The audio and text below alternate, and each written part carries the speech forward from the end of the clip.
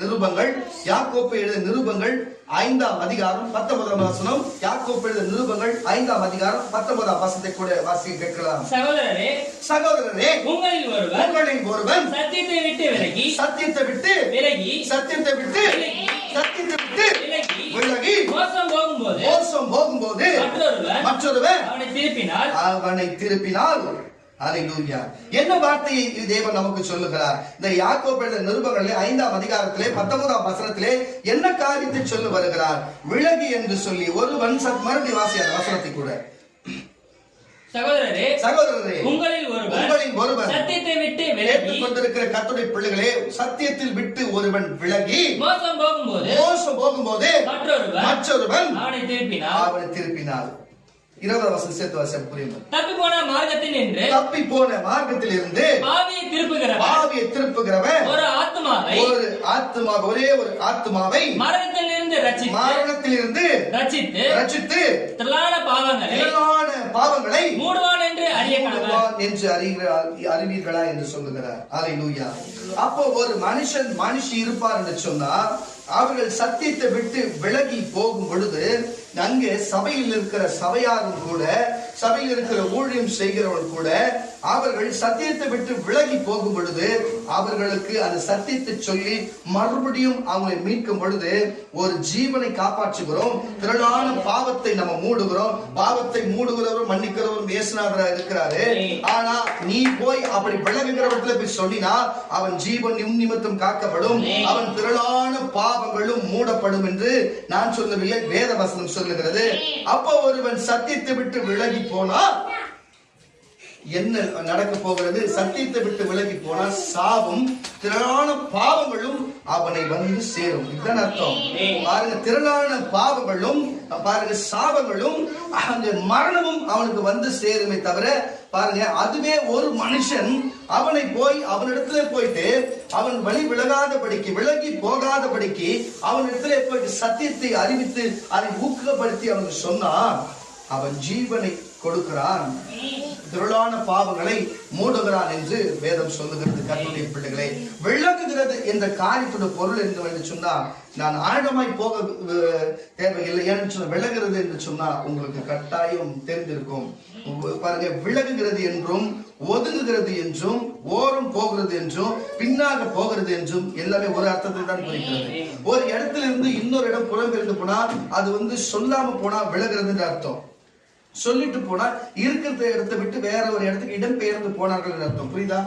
சொல்லாம போனா விலகுறது என்ற அர்த்தம். நம்ம பேசுற மொழியில சொல்லுகிறேன். அப்ப சொல்லிட்டு போனா அவங்க புறப்பட்டு போகிறாங்க, நான் புறப்படுறேன் என்று அவங்க புறப்பட்டு போய் அவங்க போக வேண்டிய இலக்குக்கு போகிறாங்கன்னு அர்த்தம். ஆனா விலகி போகிறதுன்னு சொன்னா நம்மளோட 10 பேர் வராங்க, அதுல ஒருத்தர் காணாத போயிருப்பாங்க. அவங்க எண்ணத்தின்படி அவங்க அந்த இடத்தை விட்டு போனாங்கன்னா அவங்க விலகி போயிருக்காங்கன்னு அர்த்தம். ஒரு குறிப்பிட்ட ஒரு இடத்துக்கு நம்ம 10 பேர் போறோம்னு வச்சுக்கோங்களேன், அங்கிருந்து ஒருவர் மட்டும் சொல்லாம கொள்ளாம அங்கிருந்து காணாத போறாங்கன்னா அவங்களுடைய நினைவிலிருந்து காணாத போகிறான்னு அந்த சூழ்நிலையின் பேர் என்ன? விலகுகிறது. அல்லேலூயா. அதுவே ஒரு 10 பேர் போறாங்கன்னா 10 பேர்ல நாங்க இந்த மாதிரி இந்த இடத்துக்கு போறேன், நீங்க இந்த வழியா போக, நாங்க அந்த வழியா போகிறோம்னு சொல்லிட்டு போறாங்கன்னா அதோட பேர் என்ன? அல்லேலூயா. அது புறப்பட்டு போகிறதா இருக்கிறது, அது வேற அர்த்தமா இருக்கிறது. அப்போ சொல்லிட்டு போனா இப்படி இருக்கிறது. விலகுறதுன்னா ஒரு வெளிச்சத்துல நிழல் இருக்கும், வெளிச்சம் வந்த பிறகு நிழல் இருக்காது, விலகி போயிடும். புரிகிறதா இல்லையா உங்களுக்கு? கர்த்தருடைய பிள்ளைகளே, அப்ப விலகுகிறது என்ற காரியம் இப்படிப்பட்ட பொருளா இருக்கிறது.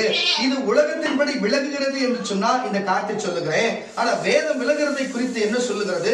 வேதம் விலகுறதை குறித்து என்ன பேசுகிறது? விலகுவது என்று சொன்னா வேதம் அது குறித்து என்ன சொல்லுகிறது? மனுஷன் உலகத்தின்படி நம்ம சொல்லுகிற விலகுறதை குறித்து நம்ம பேசியாச்சு.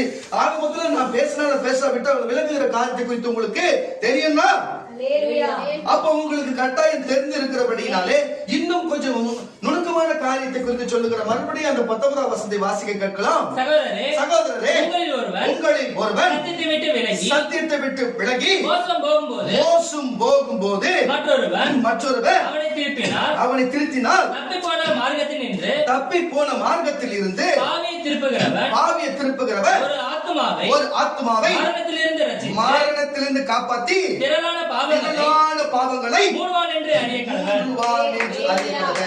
அப்போ ஒரு மனுஷனை இந்த சபையிலிருந்து தன்னால் தாமே சொல்லாம கொள்ளாம விசுவாசை போல அவர்கள் விலகி போகிறார்கள் என்று சொன்னா என்ன காரியம்? சத்தியத்தை விட்டு ஒரு நல்லா வந்து கொண்டே இருப்பாங்க. நல்லா புரிஞ்சுக்கொள்ளுங்க, நல்லா வந்து கொண்டே இருப்பாங்க. அவங்களுக்கு ஒரு ஊழியத்தின் தலைமையை கொடுத்திருப்போம், ஒரு ஊழியத்துடைய காரியம் கொடுத்திருப்போம். ஆனா என்ன செய்வாங்கன்னா திடீரென்று அவர்கள் வராது போவார்கள். திடீரென்று வரமாட்டார்கள். அவங்க போன் பண்ணாலும் எடுக்க மாட்டாங்க. ஆள் அனுப்பி போய் இந்த மாதிரி ஏன் வரலன்னு கேட்டாலும் அவர்கள் ஏதாவது ஒரு பதில் சொல்லுவார்கள். இப்படிப்பட்ட ஆட்கள் என்னவா இருக்கிறார்கள்? அவர்கள் விலகி போனவர்களாக இருப்பார்கள். இப்படிப்பட்டவருடைய அர்த்தங்கள் உங்களுக்குள்ள இப்படி தோணுச்சா? நீங்க பாருங்க, நான் சொல்ற வார்த்தை உங்களுக்கு தோணுதா பாருங்க. ஒண்ணு இல்ல, சட்டை பட்டன் கட்டாயம் இருக்கும். சட்டை பட்டன் கட்டாகும் போது ஒரு பின் வச்சு குத்தி தப்புன்னு பார்த்தா அது லேசா வயிற்றுல குத்தி கீழே இருக்கும். புரியுதா? அப்ப உடனே போன் பண்ணாங்க, பாஸ்டர் இருக்காரா, புஜனா இருக்காரா, என்னாச்சு, இல்ல ஒரு பின்னு ஒண்ணு வயிற்றுல குத்திச்சு, வயிற்றுக்குள்ள போயிடுச்சா? இல்ல லேசா கீறிச்சு, லேசா ரத்தம் வர மாதிரி இருந்தது. என்ன பண்ணோம்? ஜெபம் பண்ணுங்க, ஒரு வார்த்தை சொல்லுங்க, சரியாயிடும் சொல்லிட்டு. ஏய், இதுக்காக எனக்கு போன் பண்ண, இதுக்காக ஒரு வல்லமுள்ள ஜெபம் மனசுல நினைச்சுன்னு சரி போன் பண்ணிட்டாங்கன்ட்டு இயேசுவின் நாமத்துல அந்த வலி மாறிட்டு அந்த காயம் மாறிட்டுன்னு சொல்லி ஜெபம் பண்ணுவேன். நல்லா இருக்கா விசாரிக்கும். புரியுதா இல்லையா? ஒரு சின்ன பின்னு குத்துனா கூட, சின்ன பின்னு குத்துனா கூட சொல்லுவாங்க எந்த ஒரு காரியம் ஒரு 10 ரூபாய் கீழே கிடைச்சா கூட, அன்னைக்கு நீங்க தீர்க்கதரிசனமா சொன்னீங்களே, நீங்க 10 ரூபா, நாம சொன்னது 10,000 ரூபாய் இருக்கும், கீழே காட்டுறது 10 ரூபா இருக்கும். அன்னைக்கு நீங்க சொன்னீங்களே, நான் சொன்னது 10,000 ரூபாய்ன்ற மதிப்புல 10 ரூபா சொன்னேன். பரவாயில்ல, இதுவும் நீங்க சொன்ன 10ன்றது தானே வருது. ஆனால் நீங்க சொன்னது நிறைவேறிக்குது. புரியுதா இல்லையா? இப்படி எல்லாம் உங்களுக்கு இருக்குதா யோசனை பண்ணீங்க. ஆனா இவர்கள் தேவன் நம்ம சபையோடு அனுப்பும் பொழுது, தேவன் நம்மளோடு இருக்கும் பொழுது, இவங்களுடைய எண்ணங்கள் எல்லாமே சபையை குறித்தும் சபையில் இருக்கிற ஊழியக்காரரை குறித்தும் ஒவ்வொரு காரியத்தையும் எப்படா பேசலாம், எப்படா வீட்டுக்கு வரலாம், எப்படா சபைக்கு வரலாம் என்ற ஒரு எண்ணங்கள் இருக்கும். ஆனா இவர்கள் விலகி போகிறார்கள் என்று சொன்னா நம்ம அறிந்து கொள்ளலாம். முதலாவது போன் பண்றதை நிறுத்தி விடுவார்கள். முதலாவது போன் பண்றது தொடர்ந்து ஒரு நாளைக்கு ஒரு தடவை போன் பண்றவங்க வாரத்துல ஒரு நாள் ஆயிடும், மாதத்துல ஒரு நாள், அப்புறம் போனே பண்ண மாட்டாங்க. நம்ம போன் பண்ணும்போது எடுப்பாங்க, அப்புறம் கொஞ்ச நாள் நம்ம போன் பண்ணாலும் எடுக்க மாட்டாங்க. இதுதான் என்ன பண்றது? விலகி போகிறது. அல்லேலூயா, விலகி போகிறது. இப்படிப்பட்ட காரியம். அப்பொழுதும் ஊழியக்காரரா இருக்கிற தேவனா தான் இருக்கிறார், சபையா தான் இருக்கிறார்கள். யாருடைய மனதும் மாறவில்லை. ஆனால் இவர்களுடைய எண்ணங்கள் மட்டும் ஏன் மாறுது? இந்த எண்ணத்துடைய பேர் என்ன? விலகுகிறதா இருக்கிறோம். அதுக்கப்புறம் அவங்க வீட்டுல எந்த பிரச்சனை வந்தாலும், அதுக்கப்புறம் என்ன சூழ்நிலை வந்தாலும் எந்த காரியத்தையும் போன் பண்ண மாட்டாங்க. உயிர் ஒரு 10 நிமிஷம் போகுது, இதுக்கு மேல அவங்களால முடியாது, அவங்க பணத்தினால முடியாது, அவங்க பொருளால முடியாதுன்ற பட்சத்துக்கு வந்துருவாங்க. வந்த போது மட்டும் அப்படியே ஒண்ணும் தெரியாத மாதிரி போன் பண்ணுவாங்க. வேற இந்த மாதிரி ஒரு காரியம் ஆயிடுச்சு, கொஞ்சம் ஜெபம் பண்ணுங்க. வெக்கமே இருக்காது. என்னது? வெக்கமே இருக்காது. போன் பண்ணுவாங்க. நான் போய் நினைச்சுப்பேன், வெக்கமே திருப்பி எதுக்கு நம்ம போன் பண்றேங்க, சரி போன் பண்ணிருந்துங்களேன்னு சொல்லிட்டு கர்த்தர் பாக்குறாருன்னு சொல்லி நம்ம ஜபிப்போம். புரியுதா இல்லையா உங்களுக்கு? அப்புறமேல சரியாயிடும். இதே போலதான் செய்வார்கள். இப்படிப்பட்ட ஆட்கள் தான் சபையிலிருந்து விலகி போகிறவர்களாக இருக்கிறார்கள். இவர்களுடைய எண்ணங்கள் எல்லாமே பிசாசானவன் அவங்க எண்ணத்தை குருடாக்கி, அவங்க சிந்தனைகளை குருடாக்கி, ஏன் அப்ப இருந்த அதே வல்லமை தான் இப்பவும் இருக்கிறது, அப்ப இருந்த இயேசுநாதர் தான் இப்பவும் இருக்கிறார், அப்ப இருந்த வேத புஸ்தகம் தான் இப்பொழுதும் இருக்கிறது, அப்ப இருந்த அருள்ராஜ் தான் இப்பொழுதும் இருக்கிறேன். ஆனால் இடைப்பட்டதிலே மட்டும் என்ன காரியம், என்ன நடந்திருக்கிறது?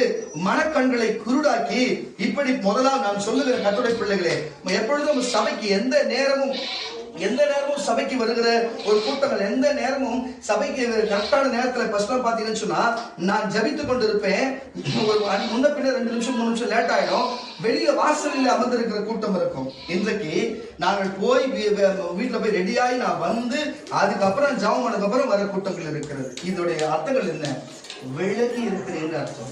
நீங்கள் விலகி போயிருக்கிற அர்த்தம். அப்ப உங்களுடைய எண்ணங்கள் என்ன? அப்ப ஊழியக்காரர் மேல் மரியாதை போய்விட்டது, தேவன் மேல் மரியாதை போய்விட்டது, சபையின் மேல் இருக்கிற மரியாதை போய்விட்டது. ஆனால் நீங்கள் அது அப்படி என்று எண்ணுகிறீர்கள். உலக மனுஷன் நானா இருந்தால் அதுதான் நன்மை. ஆனா தேவன் அப்படி அதை எண்ணல.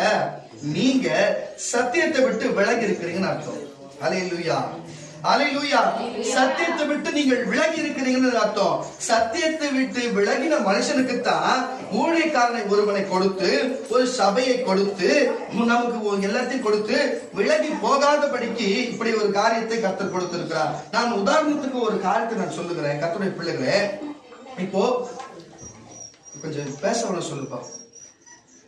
நான் ஒரு உதாரணத்துக்கு ஒரு காரியத்தை சொல்லுகிறேன். நம்ம கிறிஸ்தவத்துல நமக்கு முக்கியமான காரியம் எத்தனை காரியம் அப்படின்றது யாராவது தெரிஞ்சா சொல்லுங்க. இது நல்ல ஈஸியா தான்.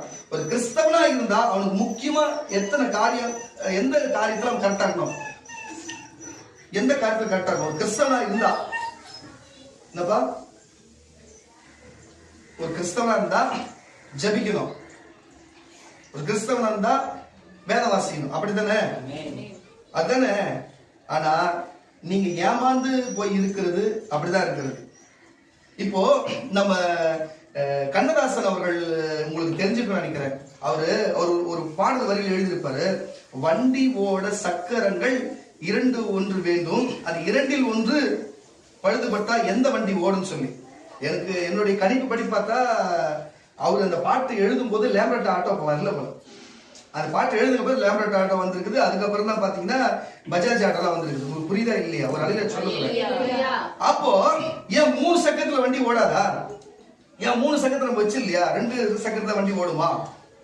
அவர் காலகட்டத்தில் மாட்டு வண்டி வச்சு பார்த்திருப்பாரு போல. புரியுதா இல்லையா உங்களுக்கு? நான் சொல்லுகிறேன், 3 சக்கரம் இருக்கிற காரியம் இருக்கிறது. அப்ப நீங்க எல்லாரும் உங்களுக்கு ஏற்கனவே சொல்லி கொடுத்த ஊழியக்காரர்களும் உங்களுக்கு தெரிஞ்ச வரைக்கும் ஜபமும் வேத வாசிப்பும் தான் நீங்க நினைக்கிறீங்க. அப்போ ஒருவன் கரெக்டா ஜபம் பண்ணி இருந்தா வேத வாசிப்பு இல்லைன்னா என்ன ஆயிடும்? தேவன் கிட்ட நெருங்க முடியாது. நல்லா பாருங்க, நல்ல ஜபிக்கிறவன் வேத வாசனத்தை வாசிக்காம இருந்தா அது எப்படி முழுமை பெறும்? கருதுன முழுமை பெறாது. அப்ப வண்டி போகிற இலக்குக்கு போகாது. ஒரு வண்டி இருக்குது, அவர் என்ன சொன்னார்? ஒரு சக்கரம் பழுது போக வேண்டிய இலக்கு போவாதுன்னு சொல்லி சொல்றாரு. நான் சொல்றேன், ஒரு ஆட்டோ இருக்கு, ஆட்டோல நீங்க ஏறி இருக்கிறீங்க, அந்த வாகனம் வந்து அந்த ஆட்டோ 3 சக்கர வாகனம், அது போக வேண்டிய இலக்குக்கு போகணும். போகிற இடத்துல அப்போ அந்த வீல் தான் அந்த காரணமா இருக்குது. ஒரு வீல் வந்து ஜபமா இருக்கிறது, இன்னொரு வீல் வேத வாசிப்புமா இருக்குது. நல்லா கேட்டுங்க. அப்போ வேத வாசிப்பும் ஜபமும் இருந்துட்டா மட்டும் போயிடுமா? நான் கேட்கிறேன், வேத வாசிப்பும் ஜபமும் இருந்தா ஒரு மனுஷன் பரலோகம் போயிடுவானா? இயேசுநாதர் அதான் பூமியில இருக்கும்போது சொல்லிருக்கார். வேத வசனம் சொல்லுது, மற்றவர்கள் சபைக்கு வருகிறது, சபை கூடுதல் விட்டு விடுகிறது போல நீங்கள் விட்டு விடாதிருங்க, உங்களுக்குள்ள ஐக்கியம் இருக்கட்டும். புரியுதா இல்லையா? அப்போ நமக்கு யாருப்பா கத்தினு அன்பு பாருங்கள. நான் சொல்லுகிற கர்த்தருடைய பிள்ளைகளை கொஞ்சம் கவனித்து கேளுங்க. நான் சொல்லுகிற வார்த்தை கவனித்து கேளுங்க. ஏன் மணி சொன்னா எழுந்து போய் சொல்ல மாட்டான், அப்படியே உட்கார்ந்து இருப்பானா? கவனிங்க, ஏன் வார்த்தைகள் கவனிங்க. அப்போ ஒரு மனுஷன் பாருங்க, 2 காரியம் இல்ல 3 காரியத்துக்கு கவனமா இருக்க வேண்டும். ஒன்று ஜெபம், அது நீங்க வீட்டிலே பண்ணிக்கலாம். ஹல்லேலூயா. ஒன்று ஜெபம் நீங்க வீட்டிலே பண்ணிக்கலாம். இன்னொன்று வேத வாசிப்பு நீங்க வீட்டிலே பண்ணிக்கலாம். சபை கூடுதல் உங்க வீட்டுல செய்ய முடியுமா? ஹல்லேலூயா. அதை செய்ய முடியாது. கொஞ்சம் எக்கோ வந்து பாத்தீங்க, அதை செய்ய முடியாது. நான் சொல்லுகிறேன் கர்த்தருடைய பிள்ளைகளே, அப்ப இந்த 3ல நல்லா கேட்டுங்க, இந்த 3 வீல் இருக்குன்னா பாருங்க, வண்டியில என்ன வேணாலும் பாட்டு வரலாம். ஹல்லேலூயா. ஆனா ஒரு பிசாசானவன் ஒரு வண்டிய பாருங்க, நல்லா கவனிங்க, 3த்தையும் கெடுக்க வேண்டிய அவசியமே கிடையாது. இப்ப 3த்தையும் கெடுக்க வேண்டிய அவசியம் இல்ல. இப்ப இந்த ஆட்டோ பரலோகத்துக்கு போக காத்து இருக்கிறதுன்னு வச்சுங்களேன். இந்த பரலோகத்துக்கு போகிற ஆட்டோ காத்து இருக்கும் போது அந்த ஆட்டோக்கு 3 ஆணியை வச்சு 3 வீல பஞ்சர் ஆக்கணும் அவசியம் இல்ல. இந்த 3 வீல்ல பாருங்க, வலது பக்கத்துல இருக்கிற வீல்ல ஒரு பஞ்சர் ஆச்சு வச்சுங்களேன். புரியுதா இல்லையா உங்களுக்கு? வண்டி 2 வீல் நல்லா இருந்தா ஓடுமா ஓடாதா? அப்படின்னா இழுத்துக்கிட்டே ஒன் சைடு அடிச்சுன்னு போவோம். புரியுதா? ஏன்னா நாங்க வண்டி ஓட்டுனாலே எங்களுக்கு தெரியும். ஹல்லேலூயா. அதுவே 2 wheel back wheel front wheel puncture ஆச்சு வலிச்சுன்னு ஓடி போய் நம்ம கண்ட்ரோலே பண்ண முடியாது. ஹல்லேலூயா. எதுக்கு இதை சொன்னா, அப்போ ஆட்டோக்கு 3 வீலும் சரியாக இருந்தா தான் பிசாசுக்கு தெரியும் 3த்தையும் ஒன்னும் பஞ்சராக்க போறது கிடையாது. 3க்கு 1 பஞ்சராக்கினா போதுண்டு. ஆனா சொல்லுகிற கர்த்தருடைய பிள்ளைகளே, நேற்று முந்தானத்திலிருந்து தொடர்ந்து எனக்கு சபையை குறித்து தேவன் பேசிக்கொண்டு வருகிறார். அப்பா, பிசாசானவன் கூட 3 வீல்ல 1 வீல் தான் பஞ்சராக்க பாப்பா.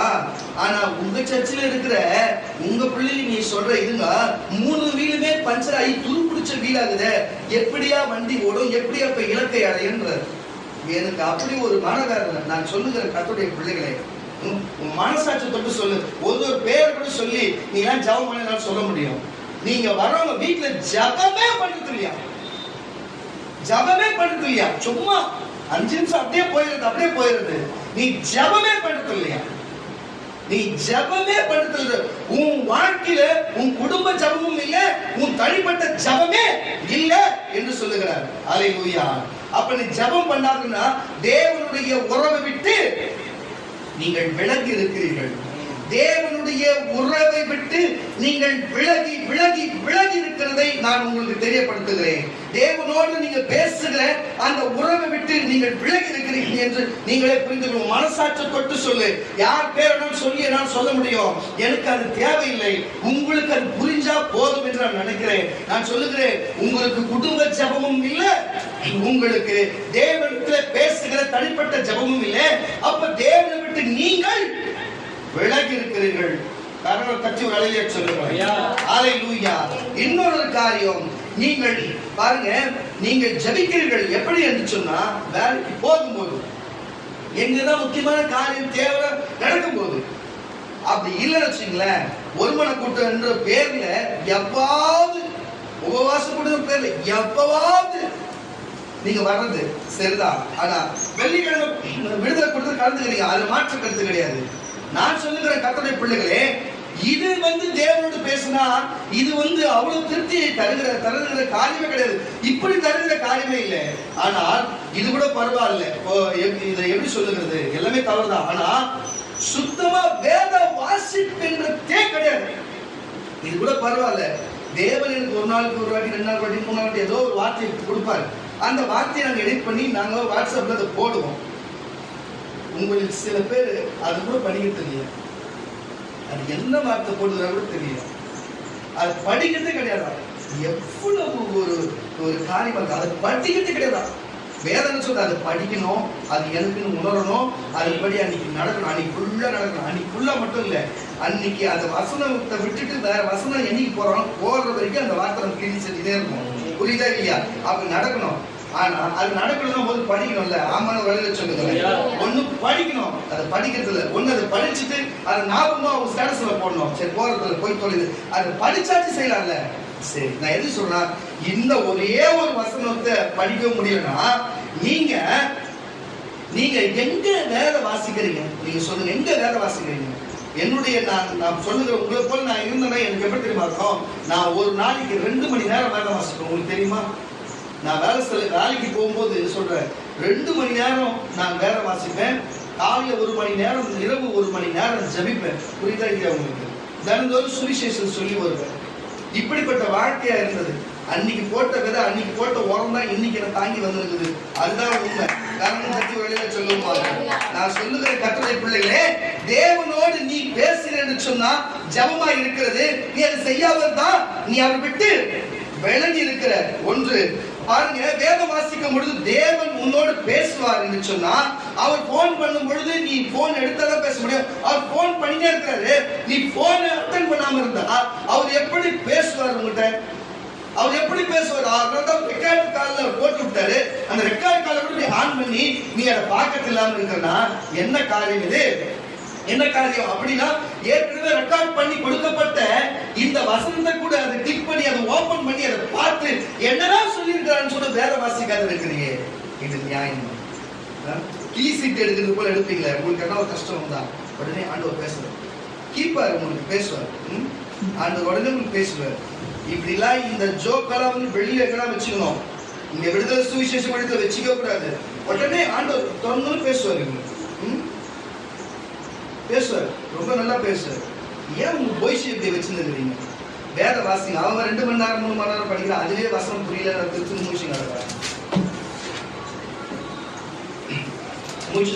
எதுக்கு நான் சொல்லுகிறேன்? நான் கர்த்தருடைய பிள்ளைகளை நான் சொல்லுகிறேன். கர்த்தருடைய பிள்ளைகளை எதுக்கு இதை குறித்து நான் பேசுறேன்னு சொன்னா, தயவு செய்து புரிந்து கொள்ளுங்க. தயவு செய்து புரிந்து கொள்ளுங்க. நீங்கள் என்னத்தை நீங்க செய்கிறீங்க?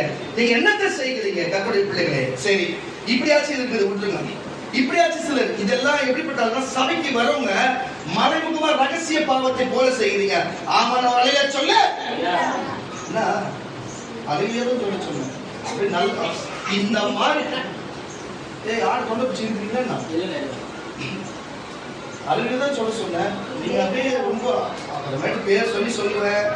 ஒழுங்கா அழுகையா சொல்லுங்க, நல்லதா அப்படியே ஒரு அழுகையா சொல்லுங்களேன். சரி, 2 காரியத்தை சொல்லுங்களேன். இப்போ இந்த 2ல நீங்க கரெக்டா இருக்கிறீங்கன்னு வச்சுங்களேன். ஆனா இவங்க ஏசப்பாக்கு நான் தனமும் ஏசப்பாக்கு ஜாப் பண்றேன், ஏசப்பா தனமும் வசனமும் பேசுவாரு. அதே ஏசப்பா சொல்றாரு, சபை கூட சில விட்டு நீ விட்டு விடாதுன்னு சொல்லி. அல்லேலூயா. அதே போல கர்த்தருடைய பிள்ளைகளே, நீங்கள் ஒருமன கூட்டம் என்று வந்தீர்கள், இன்னைக்கு 4 ட்ரெஸ்ஸை காரணம். ஊழியக்காரனோட உறவோடு இருந்தீங்க, இன்னைக்கு 4 ட்ரெஸ்ஸை காரணம். இன்றைக்கு எது செய்தாலும் ஊழியக்காரர்கள் சொல்லிட்டு கேட்டு ஜெபித்து கொண்டு போய் செய்வீர்கள், இன்னைக்கு 4 ட்ரெஸ்ஸை காரணம். ஊழியக்காரனுக்கு எந்த நேரமும் போன் பண்ணுவீர்கள், 4 ட்ரெஸ்ஸை காரணம். அது மட்டும் உபவாச கூட்டத்தில் கலந்து கொள்வீர்கள். இப்ப எந்த கூட்டத்திலே கலந்து கொள்ளவில்லை, ஒருமன கூட்டத்தில் கலந்து கொள்ளவில்லை, உபவாச கூட்டத்தில் கலந்து கொள்ளவில்லை. இப்படித்தான் ஒருமன கூட்டத்தை நான் பார்த்தது. உங்களுக்கு சொல்லுகிற ஒரு குடும்பத்தை, ஒருமன கூட்டத்தை என்ன காரியத்துக்கு அவங்க செய்தார்கள், ஒருமன கூட்டத்தை விட்டு விலகினார்கள், உபவாச கூட்டத்தை விட்டு விலகினார்கள். இறுதியிலே தேவன் சொன்னார், உன் குடும்பம், இந்த சபையை விட்டு அந்த குடும்பம் அனாதையா இருக்கும் என்று சொல்லி கர்த்தர் சொன்னபடியே செய்தார். அல்லேலூயா. ஏன்னா உன் வாழ்க்கையில என்ன கேட்டா, எங்களுக்கு மட்டும் ஏன் தேவ பிடிச்சது, எங்களுக்கு மட்டும் ஏன் சோதிக்கிறார், எங்களுக்கு மட்டும் ஏன் சோதிக்கிறார், ஏன் எங்களுக்கு மட்டும் சோதிக்கிறார் சொல்லிட்டு ஏன் சோதிக்கணும் உன்னை தேவம்? தேவனை விட்டு நீ விலகி போயிட்ட, தேவனுடைய அனுகிரகம் எப்படி இருக்கும்? கரெக்டா இல்லையா? தேவனை விட்டு விலகி போன நீ, சபையை விட்டு விலகி போகும் போதே தெரிஞ்சு போச்சு நீ விலகிட்டேன்னு சொல்லி. ஏன் இன்னைக்கு கூட நாத்தியம் சர்ச்சைக்கு வந்திருக்கலாம்ல, வந்துக்கலாம்ல, இன்னைக்கு கூட வந்துக்கலாம், வர முடியல பத்தியா? ஏன் போன வாரம் கூட திருவிருந்தாருங்க, திருவிருந்த கலந்துக்கலாம், எவ்வளவு பிரச்சனை இருக்கட்டும் கலந்துக்கலாம்ல, விலகிட்டீங்க, நீங்க விலகிட்டீங்க. அப்போ வீட்டிலேயே நீங்க ஜெபம் பண்ண மாட்டீங்க, நீங்க வேதமும் வாசிக்க மாட்டீங்க, நீங்க சபைக்கும் வர மாட்டீங்க. அப்ப தேவன் என்ன சோதிச்சிட்டாரு, நான் மன கஷ்டப்படுறேன், பணம் கஷ்டப்படுறேன், எனக்கு பணம் வரது இல்ல, எனக்கு பொருள் வரது இல்ல, எனக்கு பிரச்சனை மேல பிரச்சனை, என் குடும்பத்துல நோய் மேல நோய், என் குடும்பத்துல வியாதி மேல வியாதி, நான் ஜெபம் பண்ண கேட்க மாட்டேன். எப்படி நீ எங்க வீட்டுல கஷ்டம் வருதுன்னு ஜெபம் பண்ணுவீங்க, அது கேட்கணுமா? உங்க வீட்டுல நோய் வந்து வியாதி வந்து ஜெபம் பண்ணி அதை கேட்கணுமா? அப்ப கேட்கலன்னு சொல்றாங்க பாரு, அந்த ஜெபம் தான் அவங்க பண்ற ஜெபம். புரியுதா இல்லையா? விலகின வேணாம்னு சொல்லி ஒருத்தவங்க விலகிட்ட பிறகு ஒரு உதவி கேட்டா எப்படியா தருவாங்க? நான் கேட்கிறேன், ஒருத்தவங்க வேணாம் ஒதுங்கி நீ போகும்போது, நீ ஒதுங்கி போகும்போது, ஒதுங்கினதுக்கு பிறகு விலகினதுக்கு அப்புறம் எப்படி உனக்கு தருவாங்க? நான் கேட்க தப்பா இருந்தா நீங்க சொல்லுங்க, சரியா இருந்த ஒரு வழியை சொல்லுங்க. தயவு செய்து இந்த வார்த்தையை சொல்லுங்க. வாசியா அந்த வசனத்தை 19 சேர்த்து சகோதரரே கேளுங்க. சகோதர சகோதரிகளே, உங்களில் ஒருவன் சத்தியத்தை விட்டு இந்த வேத வசனத்தை விட்டு விலகி மோசம் போகும்போது, விலகி மோசம் போகும்போது மற்றொருவன், நல்லா கேட்டுங்க பாருங்க, வேத வசனத்தை வார்த்தையை விட்டு விலகிட்டாங்க, வேத வசனத்தை விட்டு விலகிட்டாங்க, ஜபத்தை விட்டு விலகிட்டாங்க, சபைக்கு விரத்தை விட்டு விலகிட்டாங்க. அப்ப இதுதான் சத்தியம், இதை விட்டு விலகிட்டாங்க.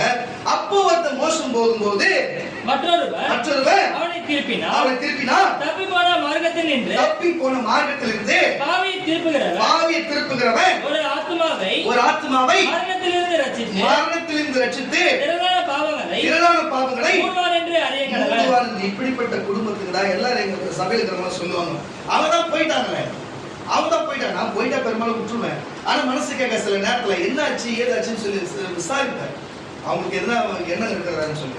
அல்லேலூயா. அப்படி நான் விசாரிக்கிறதுனா நம்ம கூட இருக்கிற பிள்ளைகள் சொல்றாங்க, ஏன் இந்த மாதிரி பண்றீங்க, ஏன் கேட்கறீங்க, அவங்க அவ்வளவு பேசுறாங்க, நீ எதுக்கு அவங்க மன்னிக்கிறீங்க, ஏன் அவங்க சேர்க்கறீங்கன்னு சொல்லி கேட்பாங்க. அல்லேலூயா. இந்த வேத வசனம் சொல்லி இருக்கிறது, ஒருவன் விலகி இருக்கும் பொழுது அவனுக்கு சத்தியத்தை மறுபடியும் அவன் சொல்லி அவனை மறுபடியும் மீட்டா திரளான பாவங்களை மூடுகிறதாகவும் அவன் உயிர் காக்கப்படுகிறதுமா இருக்கிறதுன்னு சொல்லி. அப்போ சுவிசேஷம் சொல்லுகிறதும் ஒரு உயிரை காப்பாற்றுகிறதும் பாவத்தை மூடுகிறதுமான காரியத்தை தான் தேவன் இன்றைக்கு ஊழியக்காரனாகி எங்களை மாதிரி ஆட்கள் கொடுத்திருக்கிறாரு. நானும் நீங்களும் ஒரு ஊழியக்காரன் எழுதுகிறேன், உங்களுக்கு கொடுத்திருக்கிறார். கர்த்தருடைய பிள்ளைகளே, நான் உங்களுக்கு சொல்லுகிறேன், சரிதான், நீங்கள் ஏமாத்தலாம், நான் ஜெபிக்கிறேன், நீங்க வந்து வீட்டுல பாத்தீங்களான்னு சொல்லி ஏமாத்தலாம். கடவுள் பாக்குறாரு. உங்களுக்கு தெரியுமா, நான் பைபிள் வச்சு படிக்கணும், செல்லுல தினமும் படிப்பேன். சரி, நான் சொல்ற தவறா இருக்குன்னு எண்ணிக்கலாம், தவறா நீங்க என்ன பண்ற அளவுக்கு நான் பேசுறது இல்லை. ஆனா நீங்க ஏமாத்தலாம். ஆனா ஏன் சபை கூட்டத்தை விட்டு விடுறீங்க? ஏன் ஒருமன கூட்டத்துக்கு ஏன் வரது இல்ல? ஒருமன கூட்டத்துக்கு ஏன் வரது இல்ல? இதுக்கு முன்பு இதோ இந்த லோகநாத அருள்ராஜ்னா உங்களுக்கு எப்படி முக்கியமா இருந்தது? எப்படி முக்கியமா இருந்தது? என் வீடு உங்களுக்கு அவ்வளவு முக்கியமா இருந்தது, இந்த சபை அவ்வளவு முக்கியமா இருந்தது, நாங்கள் சொல்லுகிற வார்த்தை வேற வாக்காய் உங்களுக்கு இருந்தது, உங்களுக்கு வேற வாக்காய் இருந்தது. இன்னைக்கு இந்த சபையை விட்டு ஒரு கூட்டத்துக்கு கூட கலந்து கொள்ளாம நீங்க விலகி போகணும்னு சொன்னா என்ன காரியத்தில் நீங்க இருக்கிறீர்கள்? நீங்கள் ஊழியக்காரருடைய வார்த்தை கேளாம தன்னிச்சையா செயல்படுகிறீர்கள் சொன்னா ஏன் விலகிட்டு என்ன காரியத்தில் இருக்கிறீங்க? நீங்க சபைக்கு வராது இருக்கிறதுக்கு ஐயோ கால் வலிக்குது, ஐயோ கை வலிக்குது, ஐயோ தலை வலிக்குது என்று சொல்லுகிறீர்களே, அப்ப நாளைக்கு உங்க வீட்டுல ஒரு பிரச்சனை, நாளைக்கு உங்க வீட்டுல கஷ்டம், உங்க வீட்டுல கடன் பிரச்சனை, இருக்கிற காசு இல்லாம போய் வராத காசு வர நோயும் வியாதியும் என்று படுக்கையுமா இருக்கும் பொழுது மட்டும் அவர் எங்களை பார்க்கவில்லை, அவர் சபைக்கு வரவில்லை, அவர் எங்களுக்கு ஜபிக்கவில்லை, ஹாஸ்பிட்டல் வரல, எங்களுக்கு பணம் வேணுமா கேட்கவில்லை என்று புலம்பினால் மட்டும் தேவன் இந்த சத்தத்தை கேட்டு விடுவாரா? இல்ல நீங்க அந்த வேலையில ஜபிக்கும் பொழுது உங்களுக்கு கேட்டு பதில் கொடுத்து விடுவாரா? சொல்லுங்க, கொடுத்து விடுவாரா? மறுபடியும் சொல்லுகிறேன், ஒரு வாகனம் ஆட்டோ எவ்வளவுதான் பாலிஷா, எவ்வளவுதான் பெயிண்ட் அடிச்சு, எவ்வளவுதான் சீட்டு மாத்தி, எவ்வளவு கண்ணாடி வச்சிருந்து, எவ்வளவுதான் அழகா இருந்தாலும் சரி, 3 வீல் ஓடலனா ஆட்டோ இருக்கிறத எடுத்து விட்டு நகராது. நீங்க ஆட்டோவா இருக்கிறீங்க, 3 வீலும் என்னவா இருக்குது? ஒரு வீல் ஜபமாகுவோம், ஒரு வீல் வேத வாசிப்போம், இன்னொரு வீல் சபைக்கு கூடுதலா இருக்கிறது. என்ன ஒரு விசுவாசம்!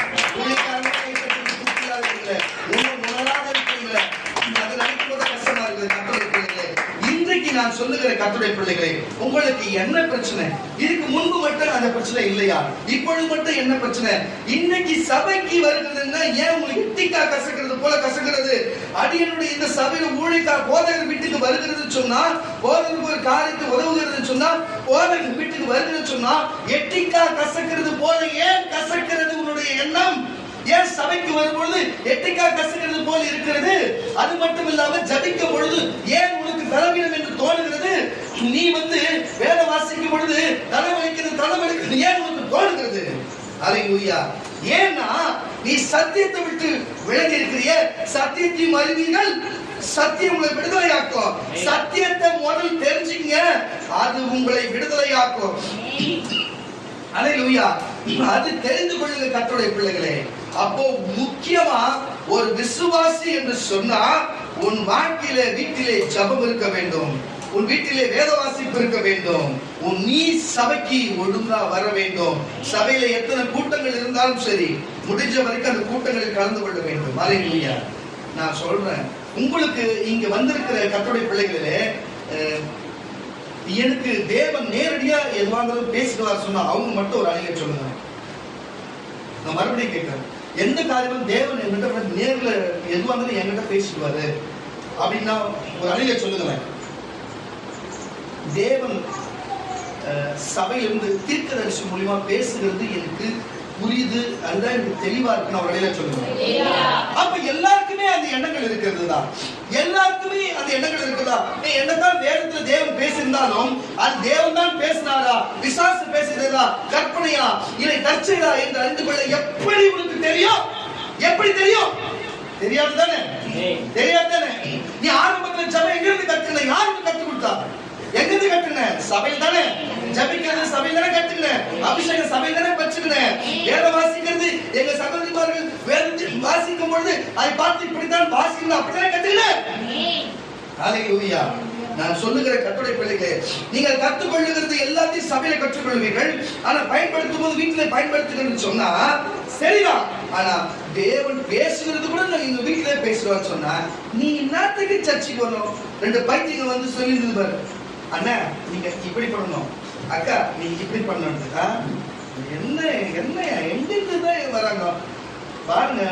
வேதவசனம் சொல்லுது, தீர்க்கதரிசியாகிய மோசே இருக்கும் பொழுது மோசையுடைய அவங்க அக்கா மீரியாம் தீர்க்கதரிசி, மோசையோட அண்ணன் ஆரோன் தீர்க்கதரிசி. ஆனா இவங்களுடைய பிரதான பெரிய தீர்க்கதரிசி தலைமைத்துவத்தை தாங்கிறது மோசையா இருந்தது.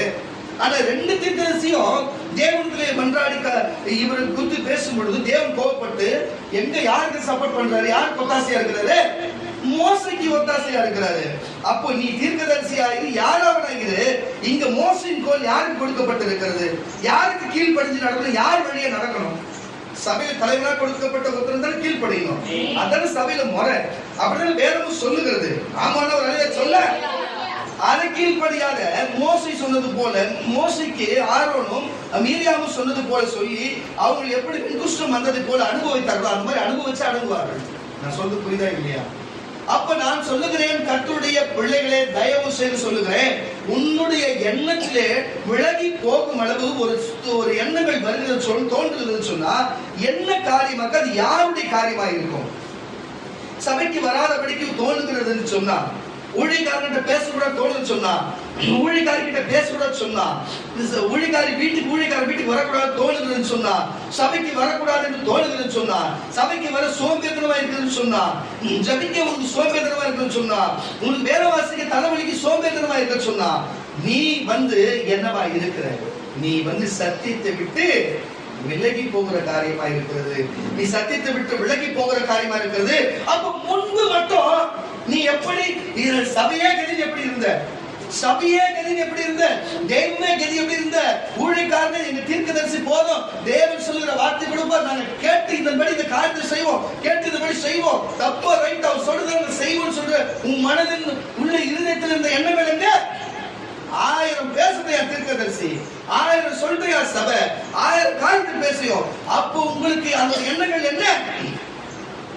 அவன் செய்ய போற 30 தண்ணி குடிக்க போறான், உனக்கு என்ன பிரச்சனை? ஹல்லேலூயா. அப்ப இதுல இருந்து என்ன தெரியுது? நீங்கள் ஜபிக்காத சொன்ன வாழ்க்கையில முதல் இந்த சபைக்கு வர்றதுக்கு மெயின் காரணம், உன் வீட்டுல ஜபிக்காதது தேவனை விட்டு நீ விலகி இருக்கிறது அர்த்தம்.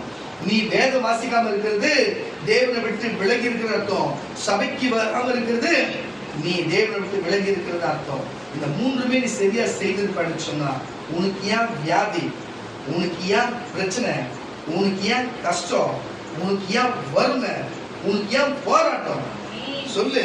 பிசாசு இல்லாமல் எல்லா இடத்துல எல்லாம் சோதித்து கொண்டிருக்கிறான், எல்லாரும் செய்திருக்கிறான். ஆனா ஒரு நாள் அவனும் உங்களை விட்டு விலகி போவான். ஏன் உங்க கூட உட்காந்துக்கிறான்? நீ ஜபிக்கிறது இல்லையே. ஏன் உங்க கூட உட்காந்துக்கிற? வேலை வாசிக்கிறது இல்லையே. ரெண்டு செய்கிற, சபைக்கு வர்றது இல்லையே. எப்படி விஷயத்தை தெரிஞ்சுப்பேன்? 3ல 1னாலும் அவன் கூடயே தான் இருப்பான். உங்களை விட்டு பிசாசு விலகவே மாட்டான். பிசாசு உங்ககிட்ட இருந்தா நீ சபை விட்டு விலகி போவ, ஊழியக்காரை விட்டு விலகி போவ, பாருங்க வார்த்தைய வசனத்தை விட்டு விலகி போவ, எல்லாத்தையும் விலகி போய் முறுமுறுத்து கொண்டு விலகி போக. அதுலயே தெரிஞ்சுக்கலாம் நீ பிசாசு, நீ ஒழுங்கா 3 காட்டுல ஏதோ ஒன்று குறை விட்டு இருக்கிற. ஆனா பிசாசு உன்னை விட்டு விலகாம உன் கூட இருக்கிறான். தேவன் உன்னை விட்டு விலகி இருக்கிறார். புரியுதா இல்லையா? கரங்கள் தச்சு ஒரு அடியில சொல்லுங்க.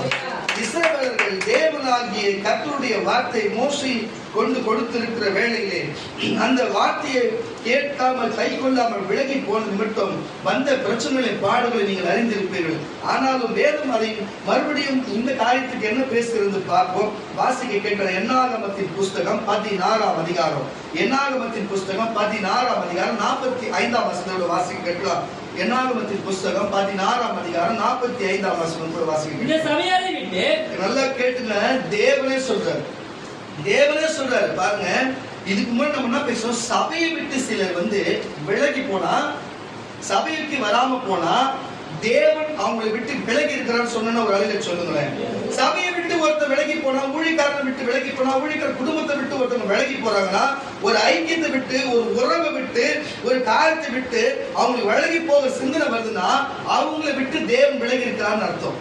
ஒண்ணு சிம்பிள் மேட்டர், ஒண்ணு ஜபம் பண்ணிருக்க மாட்டேன் ஒழுங்கா, ஒண்ணு வேற வாசிச்சிருக்க மாட்டேன், 3வது நீ சபைக்கு வந்துக்கணும். மூணுத்தையும் கரெக்டா செய்ய.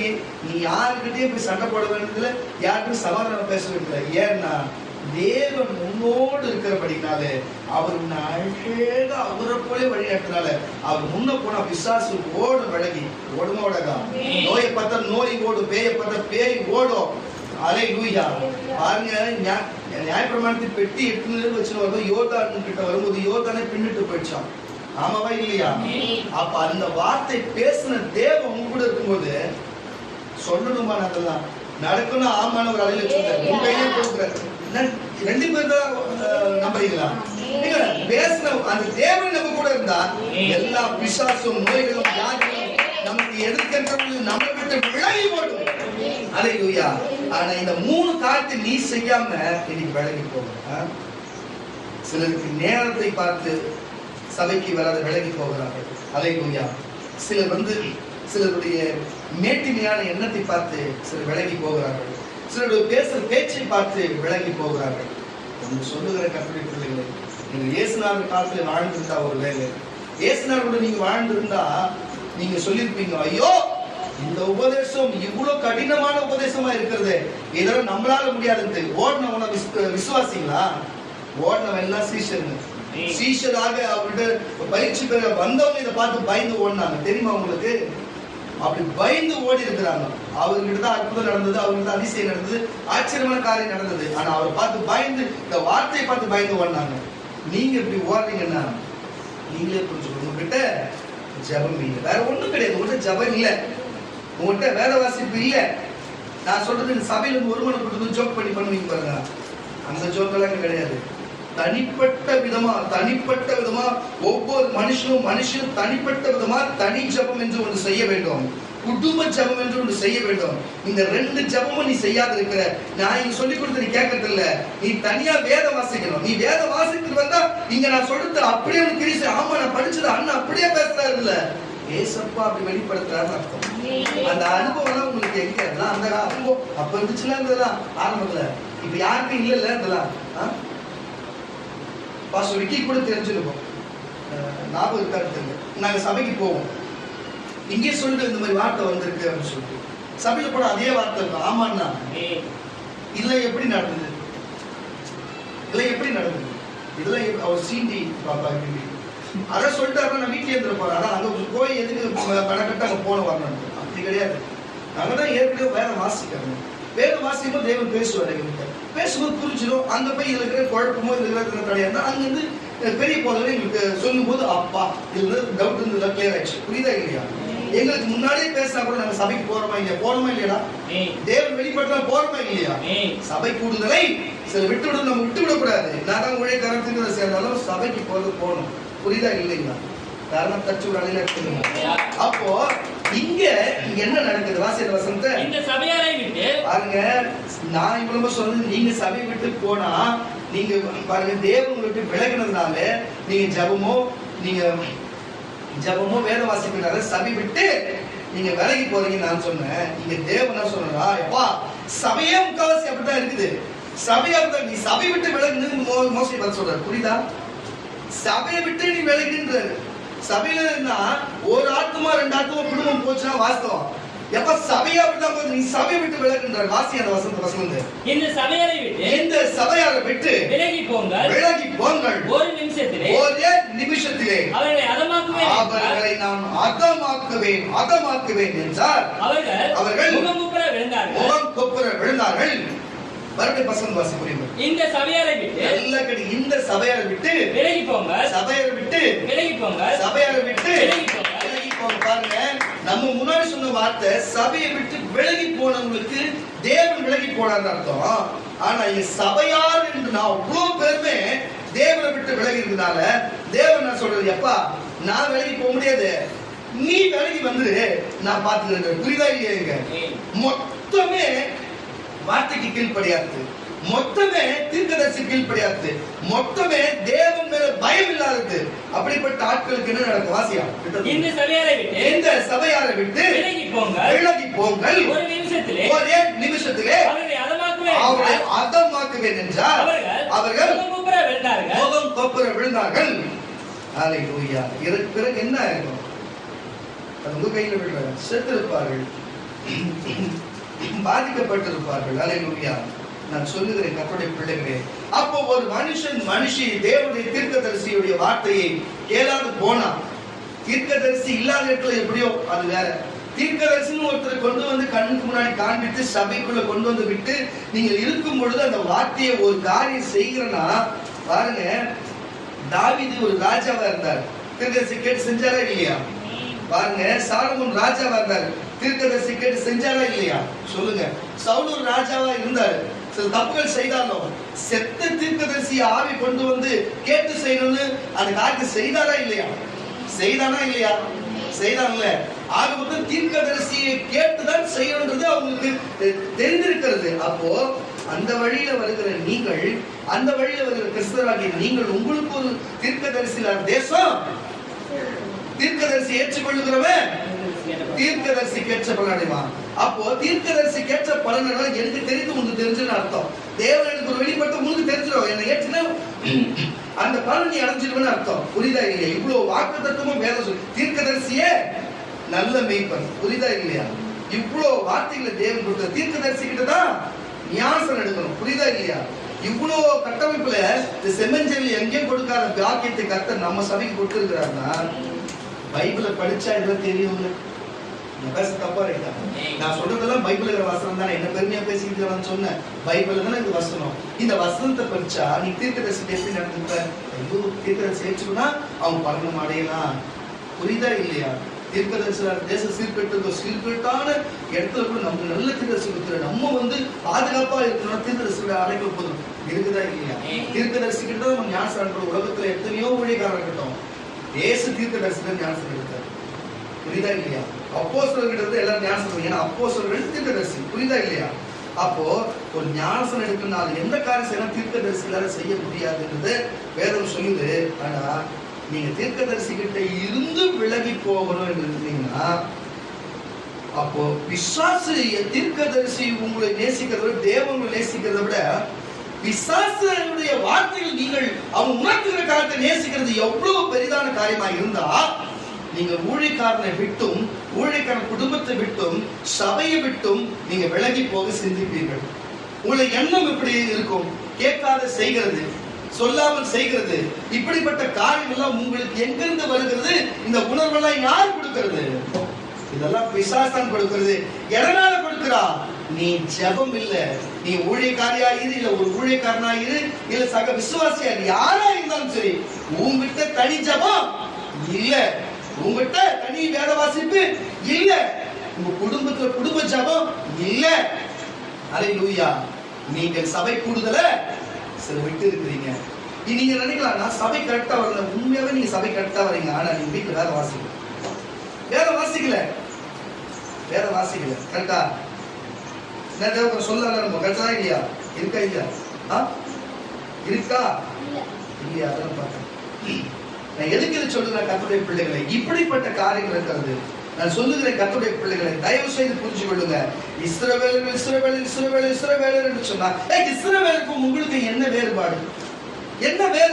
இஸ்ரவேலருக்கு கானானை கொடுத்து அவர் தேவன் என்னுடைய புத்திரர்கள், அவர் தேவ புத்திரர்கள், என்னுடைய புத்திரர்கள், என் பிள்ளைகள், நான் அவர்கள் தேவன், நான் அவர்கள் தேவன் சொல்லி அவர்களை செல்லம் வஞ்சி அவர்களுக்கு தனி தேசத்தை கொடுத்து தனி வேத வசனத்தை கொடுத்து சட்டத்திட்டத்தை கொடுத்து அவர் ஆலோசனை என் பிள்ளைகள் சொல்றாருன்னா ஒரு அலையா சொல்ல.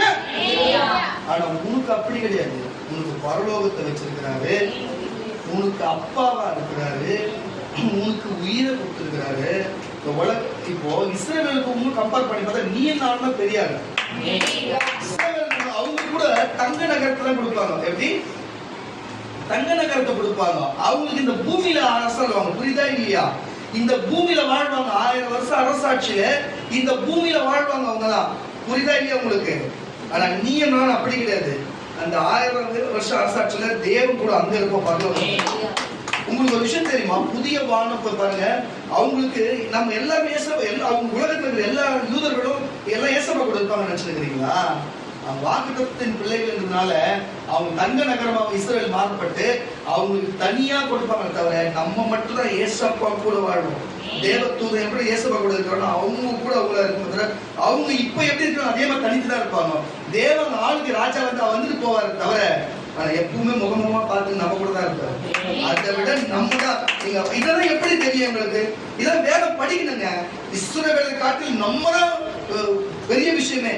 கர்த்தர் நமக்கு தான் அப்படிப்பட்ட சாக்கியத்தை கொடுத்து அவங்க இழந்து போயிட்டாங்க அதெல்லாம். ஆனா நம்ம அதை வச்சிருக்கிறோம். அப்படிப்பட்ட நம்ம என்ன சட்டம்? அவங்களுக்கு 10 கற்பனை கட்டளைகளை உபச்சட்டங்களை 200க்கும் மேற்பட்ட உபச்சட்டங்களை கொடுத்துருக்காங்க. அதெல்லாம் கடைபிடிச்சாதான் சில பலிகளை கொடுத்துருக்காங்க.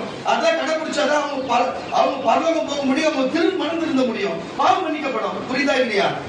உனக்கு எனக்கு அப்படி இல்லை. கண்ணை மூடி பாவம் மன்னிப்பு கேட்டா ஏசப்பா மன்னிச்சுடுவாரு. புரியுதா இல்லையா? உனக்கு புதிய அவங்களுக்கு உடன்படிக்கை பழைய உனக்கு புதிய உடன்படிக்கை கொடுத்து இருக்கிறாரு. அல்லேலூயா. புதிய உடன்படிக்கை என்ன கொடுத்திருக்காரு? அவர் ரத்தத்தையும் அவர் சரீரத்தையும் பானம் பண்ணி நமக்கு புது உடன்படிக்கை. புரியுதா இல்லையா உங்களுக்கு? அல்லேலூயா. புதிய சட்டத்தை நமக்கு கொடுத்திருக்கிறாரு. நம்ம பாவ மன்னிப்பு, நம்ம எங்க முழங்கால் பண்ணிட்டு பாவ மன்னிப்பு கேட்டாலும் நம்மளுக்கு கேட்பாரு. எங்க நம்ம முழங்கால் பண்ணிட்டு ஜெபிச்சா கேட்பாரு. எங்க வேணா நம்ம வேதத்தை வாசிக்கலாம். அவங்களுடைய சட்டத்துல அப்படி கிடையாது. புரியுதா இல்லையா? அவங்க போயிட்டு அவங்க வீட்டுல வாசிக்கலாம். அப்படி இல்லைன்னு சொன்னா அவங்களுக்கு இருக்கப்பட்ட சபையில வாசிக்கணும். எல்லா இடத்துல எடுக்க முடியாது. ஆனா நீ நான் அப்படி கிடையாது. எங்க வேணா செல்ல வேணா இடத்துல எங்க வேணா படிக்கலாம். நமக்கு எல்லாமே இயல்பா கொடுக்கப்பட்டிருக்கிறது. கஷ்டப்பட்டு படிக்கிறவன் படிக்கிறான். இன்னைக்கு நம்ம எல்லாமே ஈஸியா கொடுத்து நம்ம ஏசப்பா கூட வாழ போறோம். நம்ம ஒரு ஜெபம் பண்ண மாட்டோம், ஒரு வேத வாசிக்க மாட்டோம், சபைக்கு வர மாட்டோம். விலகி சபையை விட்டு விலகி போகணும். ஒரு குடும்பத்தை விட்டு விலகி போகணும். ஒண்ணு நான் சொல்றேன், கர்த்தருடைய பிள்ளைகளை முதல் சொல்லிட்டு செய்வாங்க. அவங்க விலகிறாங்கன்னு சொன்னா, தேவனை விட்டு விலகிறாங்கன்னா அவங்க சொல்லாம செய்வாங்க. பாருங்க, எப்பொழுதுமே பேசுவாங்க, அப்புறமேட்டு பேசவே மாட்டாங்க. அப்புறம் போன் பண்ணா கூட எடுக்க மாட்டாங்க. அப்படியே தெரிஞ்சுக்கலாம் அவங்க விலகிறாங்கன்னு. அதுக்கப்புறம் கேட்காம எதுவும் செய்ய மாட்டாங்க. அப்புறம் சபைக்கு கொஞ்சம் கொஞ்சமா லேட்டா வர ஆரம்பிப்பாங்க. அப்புறம் சபைக்கு வராத ஆயிடுவாங்க. அப்புறம் வீட்டுக்கு வர, இப்போ சபைக்கு மட்டும் தான் வருவேன், அவங்க வீட்டுக்கு வர மாட்டேன்னு. வீட்டுக்கு வர மாட்டேன், நம்ம கீழே வந்துட்டு போவேன், நான் மேலே வர மாட்டேன். இதெல்லாம் அவங்களுக்குள்ள அப்படி நடக்கலாம். விசுவாசம் அவங்களுக்குள்ள விதைச்சதுன்னா இதெல்லாம். ஆனா அவங்களுடைய என்ன அவங்க நினைச்சுக்கலாம். ஆனா இதுக்கு காரணம் என்ன தெரியுமா? நீ வீட்டுல வேத வாசிக்கிற. வேத வாச தீர்க்கதரிசி யாருக்கு தெரிஞ்சிடும்? வேத வாச அப்போஸ்தலன் யாருக்கு தெரிஞ்சிடும்? வேத வாச சபை என்னன்னு தெரிஞ்சிடும்? குடும்பம் என்னன்னு தெரிஞ்சிடும். ஆமாண்ணா? அப்ப நீ ஜபிக்கல. ஜபிச்சா தேவன் ஜபத்தை கேட்டு சமாதானத்தை கொடுத்துருவாரு. நீ வேத வாச தேவன் கூட பேசிடுவாரு. சபைக்கு வந்த எல்லா விஷயமும் தெரிஞ்சிடும். இந்த 3 காரியங்கள் நீ செய்யாதனால்தான் ஒன்னொன்று விலகி போகிற. நீ விலகி போகிற. ஆனா தேவன் உங்களை விட்டு விலகி வந்துனே இருக்கிறாரு. அப்பதான் உங்களுக்கு வியாதி, அப்பதான் உங்க குடும்பத்துல வறுமை, அப்பதான் உங்க குடும்பத்துல பிசாசு, அப்பதான் உங்க குடும்பத்துல பிரச்சனை, அப்பதான் தீராத காரியம். ஜபித்தா கூட ஊழியர்கள் ஜபித்தா கூட சில நேரத்துல அற்புதம் நடக்காத காரியத்துக்கெல்லாம் என்ன யார் காரணம்? உன்னுடைய ஜப வாழ்க்கை ஒழுங்கா சீரா இல்லாதனால, உன்னுடைய வேத வாசிப்பு வாழ்க்கை சீரா இல்லாதனால தான் இன்னைக்கு சொல்லுகிறேன். ஒருவேளை கிறிஸ்துவ ஏற்றுக்கொள்ளாத, இப்பதான் புதிதாக கிறிஸ்தவத்தை தேடி வந்த சகோதர சகோதரி, உன்னை பார்த்து நான் சொல்லுகிறேன், ஒரு வேத புஸ்தகத்தை வாங்கு. ஒரு வேத புஸ்தகத்தை வாங்கு. பாரு, தன்னுடைய வஸ்திரத்தை வித்தாகிலும் ஒரு பட்டயத்தை தரித்துக் கொள்ளுங்கள் வேதம் சொல்லுகிறது. நீ போட்டுக்கிற வஸ்திரம், போட்டிருக்கிற டிரெஸ் கூட முக்கியம் கிடையாது. அதுதான் மானத்தை காப்பாத்துது உலகத்துல. அந்த மானத்தை விட நமக்கு பட்டை இருப்புறமும் கற்புள்ள இந்த பட்டை தான் முக்கியம் அப்படின்னு வேதம் சொல்லுகிறது. அதாவது உன்னுடைய போட்டுக்கிற அன்னைக்கு ஆடை வித்தா கூட நீ பட்டயத்தை வாங்கி தரித்துக் கொள்ளு என்று சொல்லப்படுகிறது. அப்ப ஏன் இது சொல்றாங்க? நம்ம மானத்தை விட நமக்கு இருக்க வேண்டியது பட்டயம், வேதவசனம். சும்மா வச்சுக்கிறது இல்ல, பிசாசை வீழ்த்துவதற்கு. அப்ப பிசாசு இவ்வளவு தந்திரமான சபையை விட்டு குடும்பத்தை விட்டு நீ எல்லாத்தையும் விட்டு பிரிக்கிறன்னு சொன்ன தந்திரமான காரியம் செய்ய உள்ள இறங்கி வரான்னா உங்ககிட்ட ஒண்ணுமே இல்லாத பயப்படுற. ஒண்ணு இல்ல, ஏன்னா ஒரு பிரச்சனை பண்ண சாதாரணமா ஒரு கையில ஒரு பொருள் போட்டு போனோம்னு வச்சுங்களேன், நமக்கு ஒரு மனதிடமா இருக்கும். உங்களுக்கு செஞ்சுதான் உங்களுக்கு தெரிஞ்சுக்கணும். நம்ம சும்மா போன தனியா போனோட சரி, கையில ஒரு பொருளை போட்டு போய் நின்று பேசினா நமக்கே தன்னால ஒரு பேச்சு வரும். அவங்க யோசிப்பாங்க, என்ன ஒரு மாதிரி பேசுறாங்க, ஆனா கையில் உள்ள பொருள் இருக்கும். புரிஞ்சுக்க, இது உலகத்தின்படி நடக்கிறது. சும்மா போக மாட்டோம், ஒரு பொருளை போட்டு போனா ஒரு மரியாதையா இருக்கும். அது போலத்தான் நீ சும்மா இந்த பூமியில எல்லாம் ஒண்ணும் பண்ண முடியாது. இந்த இருபுறமும் கருப்புள்ள பட்டயம் உன் இருதயத்துக்குள்ள இருக்கும்போது நீ எதுக்குமே மனதிடமா பிசாசு எடுத்து நிற்கலாம். பிசாசு எடுத்து நிற்கலாம். அதுக்காக சொல்ல வர கரணத்தச்சு வரையில சொல்லுவோம். வாசிக்க கேட்கலாம். உபாகத்தின் புஸ்தகம் வாசிக்க கேட்கலாம். உபாகத்தின் புஸ்தகம் 9ஆம் அதிகாரம் 12ஆம் வசனம். உபாகத்தின் புஸ்தகம் 9ஆம் அதிகாரம் 12ஆம் வசனத்தை கூட வாசிக்க கேட்கலாம் சீக்கிரம். அதுல என்ன காரியத்தை குறித்து பேசுறது? இஸ்ரவேலர்களை குறித்து வாசி. கர்த்தர் என்னை நோக்கி நீ எழுந்து சீக்கிரமாய் இவ்விடம் விட்டு இறங்கி போ.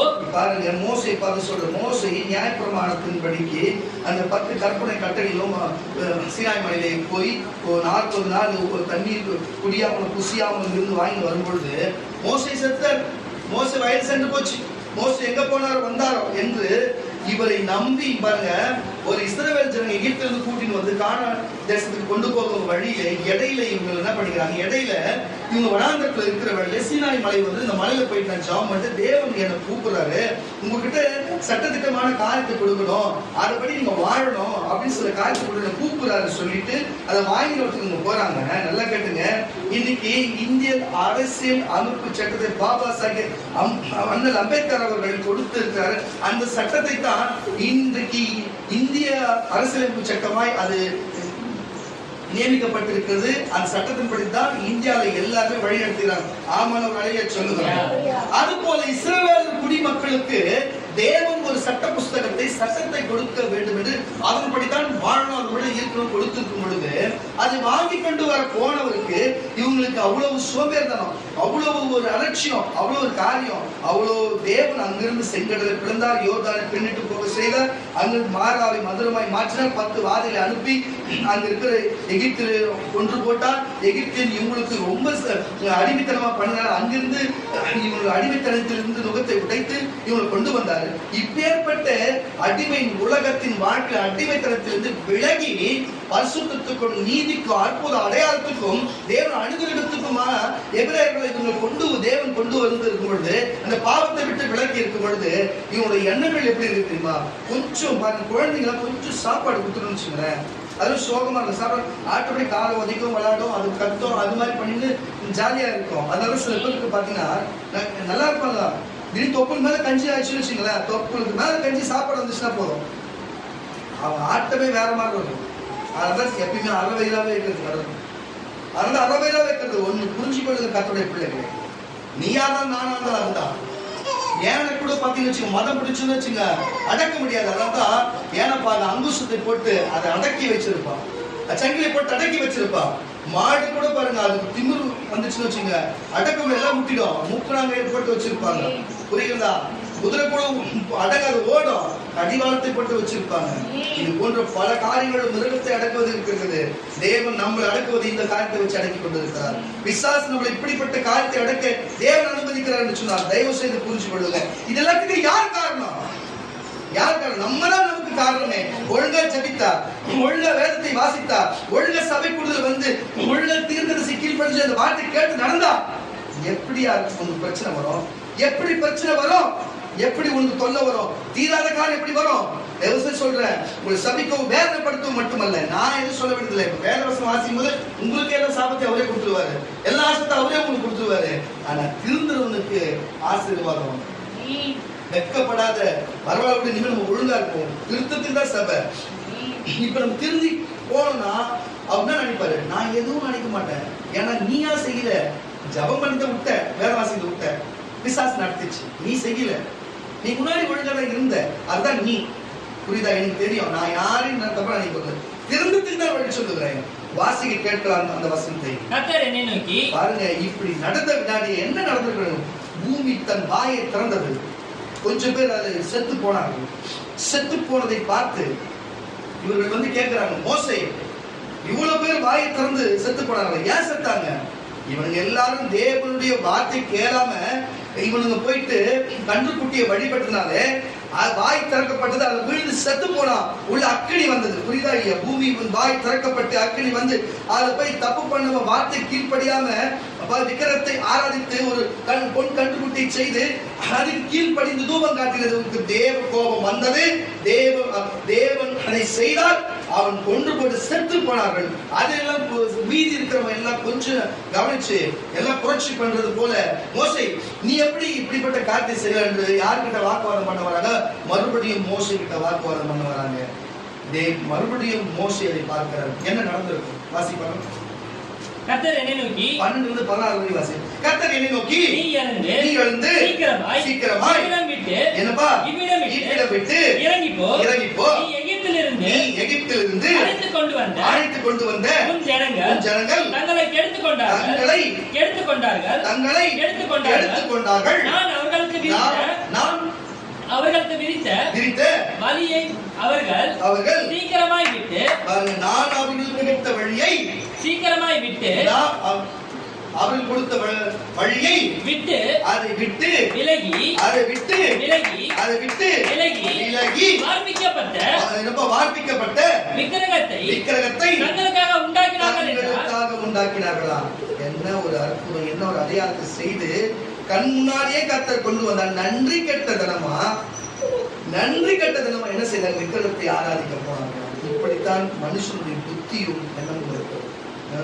சபையை கொடுத்து, ஊழியக்காரனை கொடுத்து, வார்த்தையை கொடுத்து, வசனத்தை கொடுத்து, அபிஷேகத்தை கொடுத்து, வல்லமை கொடுத்து, பேரை கொடுத்து, அதிகாரத்தை கொடுத்து உங்களை கர்த்தர் அழகு பார்த்தார். நீங்க நன்றி கெட்ட தினமா செய்கிறது என்ன காரணம்? நன்றி கெட்ட தினமா செய்கிறது நீ செய்யறதுக்காக ஜெபிக்காத இருக்கிறது. நன்றி கெட்ட காரியம் நீ வேதம் வாசிக்காம இருக்கிறது. நீ ரெண்டுத்தையும் செஞ்ச சபைக்கு வந்ததில்லை, நீ சரியா சபைக்கு வராத இருக்கிறது. இதுதான் இந்த மூன்று நீ செய்யறனா நீயே ஒரு யோசனை பண்ணுறது. மூன்று ஒண்ணு விட்டாலும் தேவனுக்கு விலகுனா எல்லா காரியமும் வருகிறது. கொஞ்சம் விட்ட வாசி.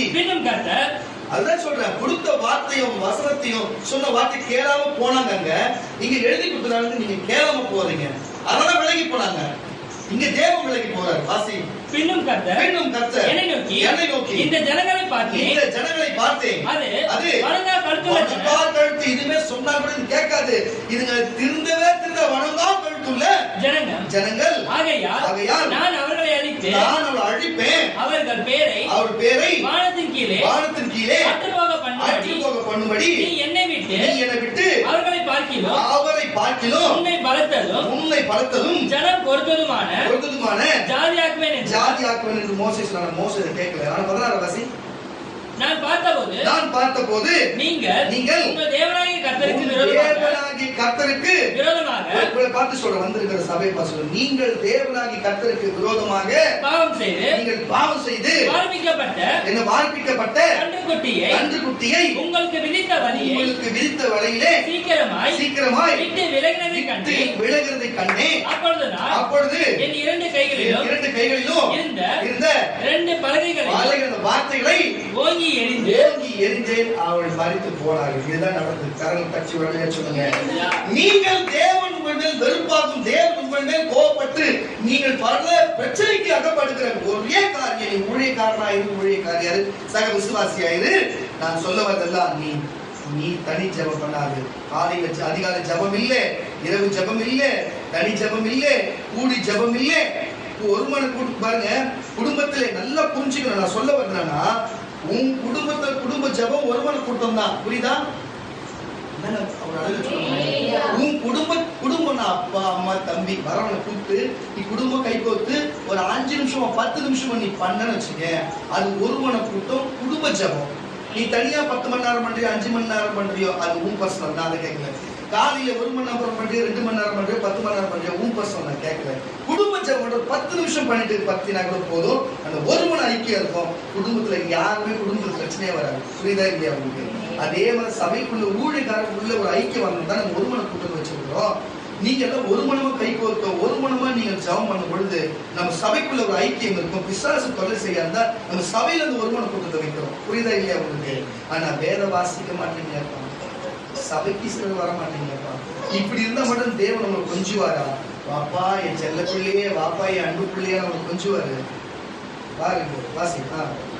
கர்த்தர் கோபப்படுத்துவதற்கு நீங்கள் அவருடைய சமூகத்திலே பொல்லாப்பு செய்து நடப்பித்த உங்களுடைய சகல பாவங்களின் நிமித்தம் நான் கர்த்தருக்கு முன்பாகவும் முன்போலவும் இரவும் பகலும் 40 நாள் விழுந்து கிடந்தேன். 40 நாள் காத்திருந்து கஷ்டப்பட்டு வாழ்ந்தாரா? இன்னைக்கு நான் சொல்றேன், உங்களுக்காக எத்தனை உபவாசம் நடந்தது, குடும்பம் நல்லா எத்தனை உபவாசம் இருந்தது, எவ்வளவு ஜெபம் பண்ணிருக்கு.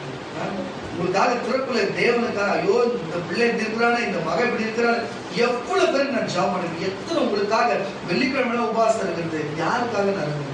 உங்களுக்காக தான் இருக்கிறேன். நாட்டுக்கு இதுவரையும் நான் உபவாசம் இருக்கிறேன், யாருக்காக இருக்கிறேன்? சில நேரத்தில் 20 நாள் 10 நாள் 30 ஏன் 40 நாள் வருஷத்துல போடுறேன், யாருக்கு இருக்கிறேன்? உங்களுக்கு தானே இருக்கிறேன். நான் நீங்க நல்லா இருக்கணும்னு நினைக்கிறேன். தேவன் கொடுக்குற வார்த்தை இன்னைக்கு நான் உபவாசம் தான். இன்னைக்கு இந்த வார்த்தை உங்ககிட்ட பேசுங்க திரும்பவும் தானே நமக்கு வந்து உபவாசம் இருக்கிறோம். இதுல எதுக்குன்னா லாபம் தானே. நீங்க ஏன் என்கிட்ட நன்றி கெட்ட தனமா இருக்கிறீங்க? அதுதான் பிடிக்க மாட்டேங்குது. ஏன் எங்க வீட்டை விட்டு விலகி போறீங்க? ஏன் எங்க சபை விட்டு விலகி போறீங்க? ஏன் என்னோட இருந்து விலகி போறீங்க? குடும்பத்தை மனைவி கிட்ட இருந்து ஏன் விலகி போறீங்க? என் பிள்ளை கிட்ட இருந்து ஏன் விலகி போறீங்க? என்ன காரணம்? என்ன நடக்குது? ஏன் சபை விட்டு விலகி போற? ஏன் சபைக்கு வருகிறதுல என்ன நடக்குது? இங்க என்ன காரியம்? பிரச்சனை நேரடியாக சொல்லுங்க. என்ன காரியம்? இந்த காரியத்தை நான் ஒரே ஒரு காரியத்தை கேட்டு தேவன் சொன்ன ஒரே காரியம், அவங்க வேத வாசிக்கலப்பா, அவங்க ஜெபிக்கலப்பா. இது ரெண்டு செஞ்ச சபைக்கு கண்டிப்பா வரும். இது செஞ்சவங்க சபைக்கு வராதுன்றதும் தவறுதான். அல்லேலூயா. நம்ம வாகனம் பரலோகத்துக்கு போற வாகனம் என்ன? நம்மளோட இலக்கு என்னங்க? விக்கி கூட வாகனம் வச்சுக்கிறான்னு வச்சுக்கோங்க. அவர் ஓலை புக் பண்ணானா எங்கேருந்து கோயம்பேடு போகணும், எங்கேருந்து திருமங்கலம் போகணும், எங்கேருந்து அண்ணாநகர் போகணும்னு அவர் புக் பண்ணானா அவர் போட்ட ரூட்ல அவர் போயினே இருக்கும். திடீர்னு பஞ்சர் ஆச்சுன்னா என்ன பண்ண போக முடியுமா? ஸ்டெப்னி அவர் வச்சிருந்தாதான் மாற்றுவார். இல்லைன்னா நிற்க வச்சு அதை ஓடி போய் பக்கத்தில் போயிட்டு கடையில் போயிட்டு பச்சைகளுக்கு மாற்றி வீட்டு அதை எடுத்துன்னு போகிறதுக்கு தாமதம் ஆகிடும். சில நேரத்தில் தாமதம், சில கடையே இருக்காது, சில டீ டைம் வெடிச்சிடும், 2 நாள் 3 நாள் ஆகும். இந்த மாதிரி எப்படி போக முடியும்? நியாயமாக பேசுகிறேன். இது போலதான் கர்த்தருடைய பிள்ளைகள். நம்ம எல்லாம் பரலோகத்துக்கு போவதற்காக போறோம். நம்ம ஜெபம் ஒரு வீடு, வேத வாசிப்பு இன்னொரு வீடு, சபை கூடுதல் இன்னொரு வீடு. 3ல 1 போன வண்டி நல்லா இருக்கும். வாசிக்கிற உபாகத்தின் புஸ்தகம் 28ஆம் அதிகாரம் 20ஆம் வசனம். உபாகத்தின் புஸ்தகம் 28ஆம் அதிகாரம் 20ஆம் வசனத்தை வாசிக்க சீக்கிரம். என்னை விட்டு விலகி, நல்லா கேளுங்க, என்னை விட்டு விலகி நீங்கள் செய்து வருகிற உன் துர்க்கிரியைகளின் நிமித்தம், கெட்ட காரியத்தை நிமித்தம் சீக்கிரத்தில் கெட்டு போய். நல்லா இருந்தா பாருங்க. இன்னைக்கு நான் சொல்றது நான் வேணும்ட்டே சொல்றேன், நான் வீப்புக்கு சொல்றேன், அதுக்கு சொல்றேன்னு சொல்லு. உங்க மனசாட்சி தொட்டு சொல்லுங்க. இன்னைக்கு நீங்க பணத்தை கஷ்டப்படுறீங்கன்னா இதுதாங்க காரியம். நீங்க விலகிறதாங்க காரியம். நீ ஊழியக்கார விட்டு சபையை விட்டு நீ விலகிறதா காரியம். ஏன்னா தேவன் விட்டு விலகினார். அதுக்கு என்ன காரியம்? நீ சரியா குடும்ப ஜபமும் பண்ணல, ஒருமுறை கூட்டுது ஜபம் பண்ணல, உனக்கு சொன்ன ஜபம் நீ பண்ணல, தனி ஜபம் பண்ணல, நீ வேதமும் வாசிக்கல. நீ யாரவனா இரு, எல்லாருக்கும் பொதுதான். உனக்கு நடந்த காரியத்துக்கு என்ன காரியம்? இதுதான் விஷயம். அல்லேலூயா. அப்ப இப்படிப்பட்ட மறுபடியும் பசங்க வாசி என்னை விட்டு விலகி பாருங்க, தேவனை விட்டு விலகி நீ செய்து வருகிற, நீங்கள் கேட்டுக்கொண்டிருக்கிற பிள்ளைகளை நீங்கள் செய்து வருகிற துர்க்கிரியைகளின் நிமித்தம், நீ ஜெபிக்காம வேதவாசியம் சபைக்கு வராம ஊழியக்காரன் கீழ்ப்படியாம அவன் வார்த்தைக்கு சொல்லிட்டு கேட்டு நடவாம இருக்கிற இந்த துர்க்கிரியைக்கு சீக்கிரத்தில் கெட்டு போய், நீங்கள் எல்லாரும் சீக்கிரத்தில் கெட்டு போய் அழிய மட்டும், நீங்கள் அழிய மட்டும் நீ கையிட்டு செய்கிறது எல்லாவற்றையும். அதான் சொல்றேன், நான் இப்ப தப்பா சொல்லல. இப்ப சொல்ல பாருங்க, கையிட்டு செய்யும் எல்லாவற்றையும் கர்த்தர் உனக்கு சாபத்தையும். இப்ப தெரிந்தா? அப்ப நம்ம கையை ஏன் நம்ம சம்பாதிக்கிறோம்? ஏன் நமக்கு வருமானம் வரமாட்டேங்குது? நம்ம சம்பாதிக்கிறோம், ஏன் நமக்கு கஷ்டம் மேல கஷ்டம்? ஏன் நம்ம சம்பாதிக்கிறோம், நமக்கு ஏன் வருமத்துக்கு மேல வருமா வருது? நான் கேட்க தப்பா? நான் எதனா சொல்றேன்னா வேற எதனா சொல்லுது? ஆமாண்ணா வாசியா விட்டது வாசியா. கர்த்தர் உனக்கு சாபத்தையும் என்னப்பா சஞ்சலத்தையும் கேட்டையும் வர பண்ணுவார். இது 3 வந்த ஒரு மனுஷன் அவ்வளவுதான். அப்புறம் வசந்த வாசி. நீ சுதந்தரிக்கும் தேசத்தில் நீ வாழ்ற இடத்துல கர்த்தர் உன்னை நிர்மூலமாக்கும் மட்டும், ஒண்ணுமே ஆக்கும் மட்டும் கொள்ளை நோயை உன்னை பிடித்துக் கொள்ள பண்ணுவார். தெரிந்தா? அப்ப ஏன் நம்ம சபைக்கு வந்து ஒரு சில பேர் வந்து ஹாஸ்பிட்டல் போய் குடும்பத்துல யாருக்குன்னா ஒரு நாள் ஒருத்தருக்கான ஹாஸ்பிட்டல் பிரச்சனை வந்துனே தான் இல்லையா? ஏற்கனவே தூர தேசத்துல இருந்து நம்ம சபைக்கு வந்த ஒரு சில குடும்பத்துல இப்படி நடந்தது நீங்க கவனிச்சிருக்கீங்களா? ஆமாண்ணா, இது நடந்ததா இல்லையா? போன் பேசினு இருப்பாங்க, அதுக்கப்புறம் போன் கட் பண்ணாங்க, அப்புறம் வந்து அப்படியே போயிட்டு அது சுத்தமா இல்லாத போய் எப்பயுமே ஹாஸ்பிட்டல் பணம் செலவு, ஹாஸ்பிட்டல் பணம் செலவு நடந்ததா இல்லையா? இதை நான் கேட்டா அவங்க போக சபிச்சிட்ட நான் ஏன் சபிக்கிறேன், என்னால் தான் அப்படி ஆயிடுச்சு, நீங்க தான் எங்க மேலே விருப்பம். நான் ஏன் செய்யறேன்? இப்ப சமீபத்தில் அனாதை விடப்பட்ட குடும்பத்துல இருந்து கூட ஏன் சொன்னாங்க, எல்லாத்துக்கும் நீங்க தான் காரணம். நான் என்ன காரணம்? ஒரு குடும்பம் கையை உடைக்கணும், கால் உடைக்கணும், இதெல்லாம் எனக்கு வேலையே. எனக்கு நான் கேட்குறேன், இப்போ நான் வீட்டில் உட்காந்து முட்டி போட்டு அந்த விரோதமாக பேசணும், கை உடைக்கணும், காலை உடைக்கணும், அப்படி உடை. நீங்க எனக்காக ஜாம் பண்றீங்கன்னா அது வேற, புரியுதா இல்லையா? எனக்கு விரோதமா எழும்புறவங்களுக்கு நீங்க ஜாம் பண்ணீங்கன்னா அது வேற. நானே போய் எனக்கு இப்படி பண்ணவனை போயிட்டு இப்படி கை உடைக்கணும், கால் உடைக்கணும், அதை உடைக்கணும், இதை உடைக்கணும், அப்படி உட்காந்து ஜாம் பண்ணா நான் ஊழியக்காரனே கிடையாது. அப்ப எனக்கு அப்போஸ்தலர் வந்து கொடுத்துக்கூடாது. ஏன்னா இயேசு சொன்ன அப்போஸ்தலர் பார்த்து ஒருவனுக்கு ஒரு கணக்கு அறிந்தா மறு கணத்தை கொடுங்க. பேதுரு அப்போஸ்தலர் தலைக்கே சிலுவையில இருந்தாங்க தெரியுமா? யாக்கோப எக்ஸ் மாதிரி போட்டு சிலுவையில் அரைஞ்சாங்க, இயேசுவை சிலுவையில் அரைஞ்சாங்க. புரியுதா இல்லையா? யோவானை என்ன குப்பையில போட்டாங்க, ஆனா அவன் எவ்வளவு பாடுபட்டாங்க. பவுல தலை சிரம் பண்ணாங்க. எங்க இருந்த தோமாவை ஈட்டியால குத்தி தலையை வெட்டி போட்டாங்க. ஆமாவே இல்லையா? இவங்கெல்லாம் வந்து உட்கார்ந்து இவங்கெல்லாம் சாவம் ஜாம் பண்ணியிருந்தாங்க. ஸ்டேவானை கல்லறிஞ்சாங்க. அப்ப கூட இவங்களை மன்னிங்கன்னு சொல்லிட்டு உயிரை விட்டாரு. தெரியுமா? எல்லாம் சீஷர் தான்.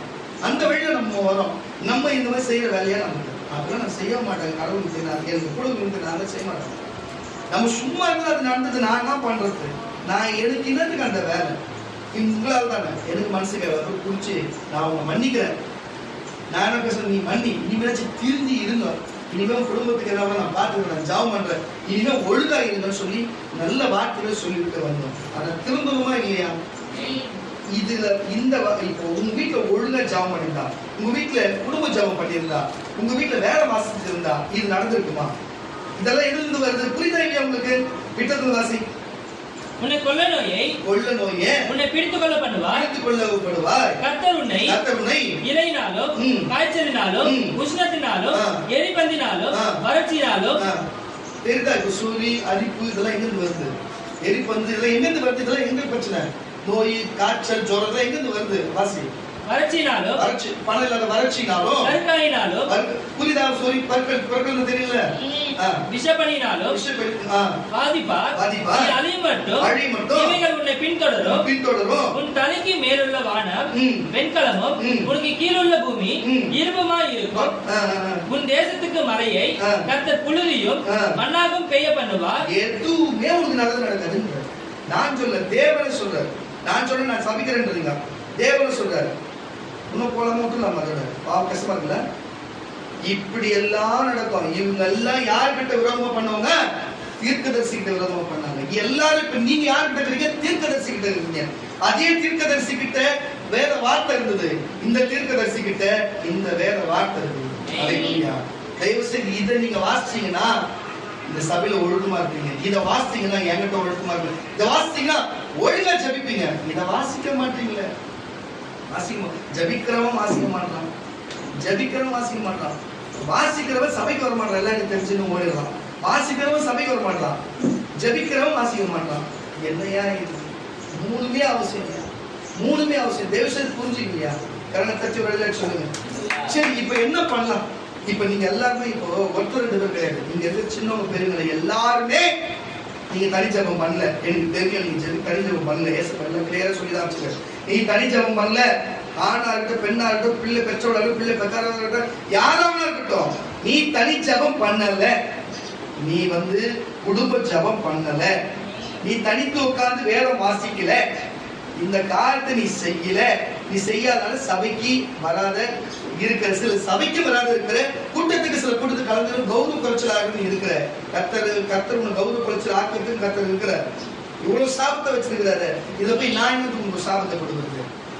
நீ நான் சொல்றபடி கேட்டினா இந்த சாபம் எதுவும் உங்களுக்கு வராது. நீ கேட்கலன்னா நான் சொல்லல, அது வந்துதான் தீரும். அதான் வேத வசனம். அது வந்துதான் தீரும்.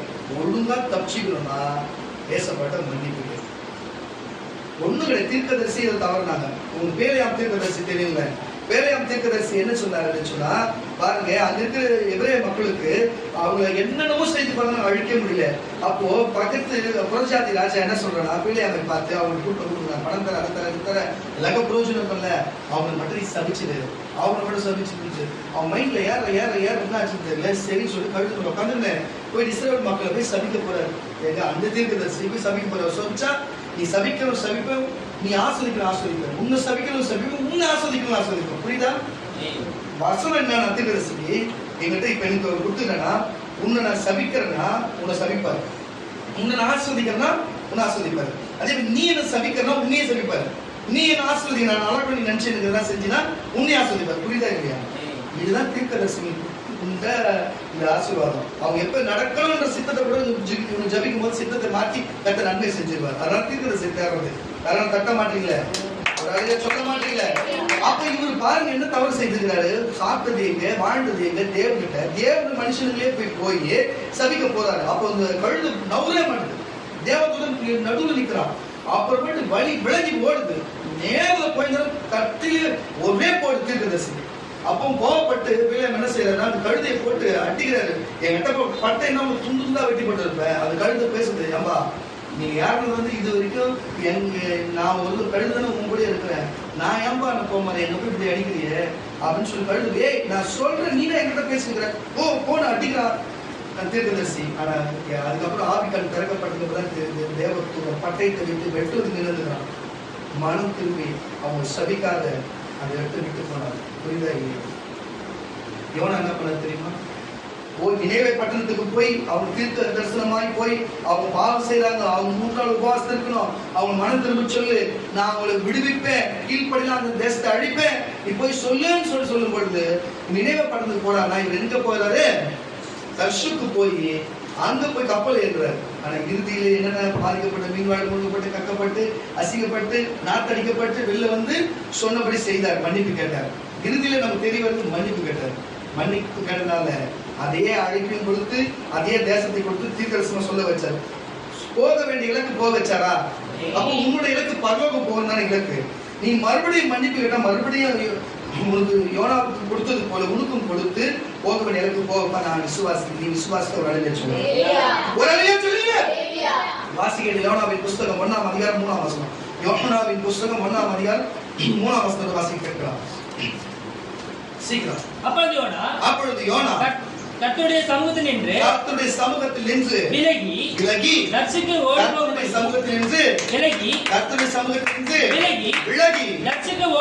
தர்சுக்கு ஓடிப்போகும்படி எழுந்து யோப்பாவுக்கு போய் தர்சுக்கு போகிற கப்பலை கண்டு நான் போதும் நடந்தது என்ன உங்களுக்கு தெரிஞ்சுட்டு நான் சொல்லிட்டேன். அப்போ தீர்க்கதரிசி சில நேரத்துல வழி விளங்குகிறதா இருக்கிறது. தீர்க்கதரிசிக்கே அந்த நிலைமை இருக்குன்னா பெலியாம் தீர்க்கதரிசி தானே, நடந்தா இல்லையா? யோனா தீர்க்கதரிசி தானே, நடந்தா இல்லையா? சரி, ஏன் கேக்குறீங்க? மோசே தீர்க்கதரிசி போய் சொல்லுங்க. இவரு போய் கோல் எடுத்து கண்மலை அடிச்சிட்டாரு, தண்ணி வந்துச்சு. இது என்ன பண்ணாரு, அப்பா நீ போக வேண்டிய இடத்துக்கு நீ போக மாட்ட, நான் நடக்க முடியாது, வா பண்ணி. மோசி போக வேண்டிய கானானுக்கு போக முடியலங்க. புரிந்தாங்க? தீர்க்கதரிசிக்கே இப்படிப்பட்ட தடுக்க வருகிறது. தீர்க்கதரிசி தேவனோடு பேசுறவனுக்கே இப்படிப்பட்ட கலக்கங்கள் வருகிறது. சாதாரண மனுஷனுக்கு என்னங்க, விசுவாசிகளுக்கு என்னங்க, ஊழியம் செய்யறவங்களுக்கு என்னங்க? அப்ப எந்த அளவுக்கு கவனமா இருக்கணும்னு சொல்ல வருங்க. தீர்க்கதரிசியே கூட பிசாசு ஆட்டி அப்படி ஒரு நிலைமையை வச்சலாம். கொஞ்ச நேரத்துக்கு அவங்களுக்கு புரியாதவங்க ஆகி போயிடுது. தேவன் வந்து இறங்கிதான் தீர்க்கதரிசி விடுவிக்கிற காரியமா இருக்கிறது. ஆமானவர்களே சொல்லுங்களேன். இது ஏன்னு கேட்கிற, பூமியில பிறந்த இயேசுவே அவன் சோதிக்காம விடலைங்க. பூமியில பிறந்த இயேசுவை அவர் சோதிக்காம விடலைங்க. இயேசு உபவாசித்து இருந்தார். இயேசு இப்ப எடுத்துங்க, இயேசு தனி ஜெபம் ஜெபித்தார் சொல்லு. இயேசு மலை ஜெபம் தனி ஜெபம் ஜெபித்தார் சொல்லு. சீஷர்கள் கூடி ஜெபிச்சார் சொல்லு. ஏன்னா தனி ஜெபம் பண்ணார், கடல் பக்கமா ஜெபம் பண்ணாரு. அவங்க 2 சீஷர்கள் சேர்ந்து அவங்க குடும்பம், அவங்களோட சேர்ந்து தனி ஜெபம் பண்ணாரு சொல்லு. அப்போ உபவாசித்தவர் சொல்லு. சபைக்கு கூடுதலுக்கு சபைக்கு போய் ஏசாத்திர புத்தகத்தை வாசித்தார் ஒரு சொல்லு. அவங்க எல்லாத்தையும் கரெக்டா செஞ்சாதான் கரெக்டா சொல்லு பாப்போம். அவங்க எல்லாம் செஞ்சாங்க. ஆனா செஞ்சதால்தான் பிசாசு அவரை விட்டு விலகி போனான். இயேசுவை மட்டும் பிடிக்காம இல்லை, இயேசுவின் தான் பிடிச்சான், இயேசுவின் தான் சோதிச்சான், இயேசுவின் தான் எல்லா காரியத்தையும் செஞ்சான். ஆனால் இயேசு எல்லாத்தையும் தனி ஜெபம் கூடி ஜெபம் சபைக்கு போறது எல்லா காரியத்தையும் சீரா செய்யறது நிமித்தம், வேத வசனத்தின்படி அவர் நடக்கிறது நிமித்தம், அந்த வார்த்தை வேத வாசிக்கிறது நிமித்தம் இறுதியில் என்ன நடந்தது, அவரை விட்டு விலகி போனான். விலகி போன காரணத்தை வெளில சொல்லுங்க. தீர்க்கதரிசியாகட்டும் தேவகுமாரனாகட்டும் பூமியில யாரு பிறந்தாலும் பிசாசு ஜெபிக்க தடை பண்ணுவான், ஜெபிக்க தடை பண்ணுவான், வேத வாசிக்க தடை பண்ணுவான், சபைக்கு வர தடை பண்ணுவான், ஊழியக்காரனை விட்டு பிரிக்க தடை பண்ணுவான். கவனமா இருந்தா எந்த பிரச்சனை இயேசுக்குள்ள ஆசீர்வாதமா இருப்பார். இல்லையா என்னாகம புஸ்தகத்தில் உபாகம புஸ்தகம் சொல்லப்பட்ட சாபத்தை வாங்க போறேன். சாபம் வேணுமா, தேவனுடைய ஆசீர்வாதம் வேணுமா, போக வேண்டிய இலக்கு போகணுமா? போற இலக்கு வேணும், என் ஆசீர்வாதம் வேணா கரண தட்டு வேலையில சொல்லு, கரண தட்டு வேலையில சொல்லு. வாசிக்க மத்திய எழுதின சுவிசேஷ புஸ்தகம், மத்திய எழுதின சுவிசேஷ புஸ்தகம் 15ஆம் அதிகாரம் 8ஆம் வசனம். மத்திய 15ஆம் அதிகாரம் 8ஆம் வசனம். இந்த ஜனங்கள் மத்திய எழுதின சுவிசேஷ புஸ்தகம் 15ஆம் அதிகாரம் 8ஆம் வசனம். இந்த ஜனங்கள் தங்கள் வாயினாலே பாருங்க, தேவன் சொல்லுகிறாரு இந்த ஜனங்கள், உங்களை பார்த்தா சொல்றாரு, உங்களை பார்த்தா கிளியரா சொல்றாரு, இந்த ஜனங்கள் தங்கள் வாயினால் தங்களுடைய வாயினாலே என்னிடத்தில் சேர்ந்து என்கிட்ட சேர்ந்து தங்கள் உதடுகளினால் பழைய சொன்னீங்க பாத்தீங்களா? சும்மா வாயினால் தான் சொன்னீங்களா? அது தங்கள் உதடுகளினால் என்னை கனம் பண்ணுகிறார்கள். என்ன கனம் பண்றாங்க? அவர்கள் இருதயமோ எனக்கு தூரமாய் விலகி இருக்கிறது. விலகி இருக்கிறது. விலகி இருக்கிறது. அவருடைய இது பாருங்க, தூரமா விலகி இருக்கிறது. சும்மா வாயில தான் இன்னைக்கு வர சுட்ட போறாங்க. விலகி இருக்கிறது. இன்னைக்கு சொல்லுகிறேன் கர்த்தருடைய பிள்ளைகளே, நீங்கள் சபை விட்டு விலகி போவதை நான் பார்க்கிறேன். உனக்கு கொடுத்த ஊழியத்தை விட்டு நீ விலகி போவதை பார்க்கிறேன். எதை உனக்கு நான் செய்யக்கூடாது என்று சொல்லி, எதை உனக்கு செய்யக்கூடாது உன் பாவத்தை நான் மன்னித்து உன்னை மீட்டு நான் கொண்டு வந்து உன்னை இவ்வளவு தூரம் உயர்த்தி வைத்தேனோ, மறுபடியும் அதே பழக்கத்துக்கு போகிறாயே, இது சரியா? உன் வாழ்க்கை உடைய முடிவை நீ பார்ப்பாய் என்று நான் சொல்லுகிறேன். உன் வாழ்க்கையுடைய முடிவை நீ பார்ப்பாய். எதை செய்யக்கூடாது, எந்த சாக்கடை வேணாம், எந்த சேர் வேணாம், எந்த நாட்டம் வேணாம் என்று நான் அழைத்து வந்தேனோ, நீ மறுபடியும் எனக்கு அது சேர் வேணும், அந்த நாட்டம் வேணும், அவர்கள் தான் வேணும், அதுதான் வேணும் என்று நீ மறுபடியும் போகிறாயே, இந்த முடிவு, உன் முடிவு பரிதாபமா இருக்கும். உன் முடிவு பரிதாபமா இருக்கும். இந்த சபை அதை பார்க்கும். நீ என்ன வேணா ஊழியம் செய்திருக்கலாம், என்ன வேணா தாழ்மையை வேணா செய்திருக்கலாம். ஆனா நீ இன்றைக்கு செய்து கொண்டிருக்கிற காரியம், நீ இப்பொழுது ஏமாத்தி கொண்டு ஊழியக்காரனுக்கு ஏமாத்தி கொண்டு செய்திருக்கிற காரியம், உன் குடும்பத்துக்கு நீ ஏமாத்தி கொண்டு செய்திருக்கிற காரியத்தை நான் உனக்கு எச்சரிக்கிறேன். உன் வாழ்க்கை கேள்விக்குறியா நிற்கும். உன் வாழ்க்கை கேள்விக்குறியா நிற்கும். நீ செய்கிறது சரியில்லை, நீ செய்கிறது சரியில்லை, நீ போகிற இடம் சரியில்லை, உன் கால் போகிற இடம் சரியில்லை. அது சேரு, அது உதவடி உன்னை வலிச்சுக்கும். இல்லை, உன்னை காப்பாற்ற வரவங்களுக்குள்ள சேர்த்து வலிச்சுக்கோ. கவனமாயிரு, கவனமாயிரு. நான் எச்சரிக்கிறேன். உன்னை எச்சரிக்கிறேன். அநேகர் என் வார்த்தை கேட்க உங்களுக்கு அலட்சியமாக இருக்கிறது. என் வார்த்தை கேட்க உங்களுக்கு அலட்சியமாக இருக்கிறது. என்னோடு பேச உங்களுக்கு நேரம் இல்லை, என்னோடு பேச நேரம் இல்லை. உங்களுக்கு செல்போன்களும் உங்களுக்கு நேரத்தை கொடுக்கிறாங்கல்ல பிசாசு. உங்களுக்கு பிசாசு உங்களுக்கு நேரத்தை கொடுக்கிறாங்க.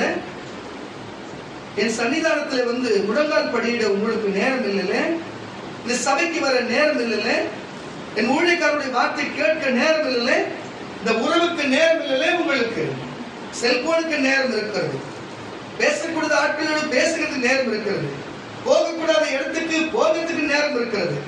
இதுக்கு எல்லாத்துக்கும் உங்களுக்கு நேரம் இருக்கிறது. சபைக்கு வர நேரம் இல்லை, என் பாதத்தில் நிற்க உங்களுக்கு நேரம் இல்லை, என் வார்த்தை கேட்க உங்களுக்கு நேரம் இல்லை.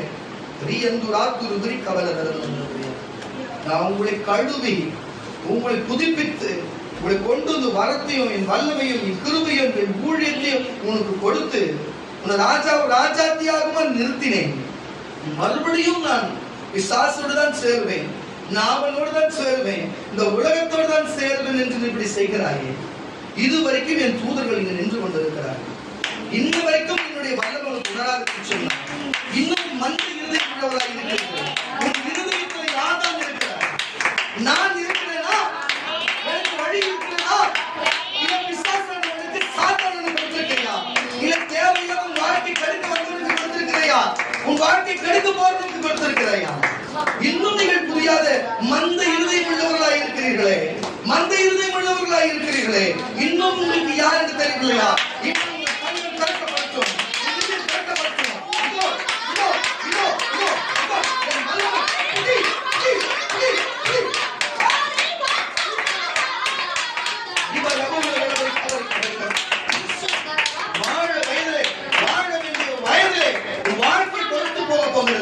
உன் வாழ்க்கை தொலைந்து போக காத்திருக்கிறாயே. பிசாசு உன் வாழ்க்கை தொலைக்க அவன் காத்திருக்கிறான். அவனுக்கு பதில் கொடுக்கிறாயே. உனக்கு ஒரு குடும்பத்தை கொடுத்து, உனக்கு வாழ்க்கை கொடுத்து, உன்னை சீராக்கி வைத்திருக்கிறேன். மறுபடியும் நான் சேற்றிலே விடுவேன் என்று போகிறாயே. இந்த சபை சாட்சியா இருக்கும், இந்த சபை சாட்சியா இருக்கும். உனக்கு வரப்போற சீரழிவை குறித்து ஒழுங்காய் மனம் திரிந்து விடு, ஒழுங்கா மனம் திரிந்து விடு. இன்னொரு ஒழுங்கா திரிந்து விடு. என் வார்த்தையின்படி நட. உன்னை மறுபடியும் உயர்த்துவேன், உன்னை வாழாக்காத தலையாக்குவேன், ஆச்சரியப்பட செய்வேன், உனக்கு நன்மைகளை செய்வேன். உன்னை மறந்து போகல, உன்னை விட்டு விடல, உன்னை சபிக்கல, உன்னை வேதனைப்படுத்தல, உன்னை துன்பப்படுத்தல. அப்படி நடக்கக்கூடாதுன்னு உன்னை எச்சரிக்கிறேன். நான் எச்சரிக்கிறேன். என் பிதா என்னை கேட்டுக்கொண்டிருக்கிறார். என் பிதா என்ன கேட்டுக் கொண்டிருக்கிறார், நீ போய் பேச வேண்டும் என்று கேட்டுக் கொண்டிருக்கிறார். பரிசுத்த ஆவியானவர் ஒவ்வொரு நேரம் துக்கப்பட்டிருந்த சபையை பார்த்து, இந்த சபையில் மக்களை பார்த்து துக்கப்பட்டவராய், எனக்கு முன்பு கண்ணீர் விட்டவராய் இருக்கிறார். அவர் வேதனை படுத்தாதீர்கள், அவரின் வழிகாட்டு இந்த சபைக்கு கொடுத்திருக்கிறேன். அந்தந்த சபைகளிலே பரிசுத்த ஆவி இல்லை என்று வேதனைப்பட்டு கூப்பிட்டுக் கொண்டிருக்கிறார்கள். நான் இந்த சபைக்கு பரிசுத்த ஆவியை அனுப்பி அவர்களுக்கு ஆலோசனை வைத்திருக்கிறேன். நீங்கள் ஏன் கேட்கிறதில்லை? நீங்கள் கேட்கிறதில்லையே.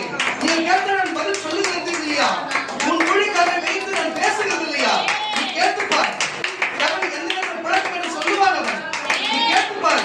சூரியன் எப்படி கருப்பாய் மாறி சொல்லுவான். அவன் நீ கேட்டுப்பார்.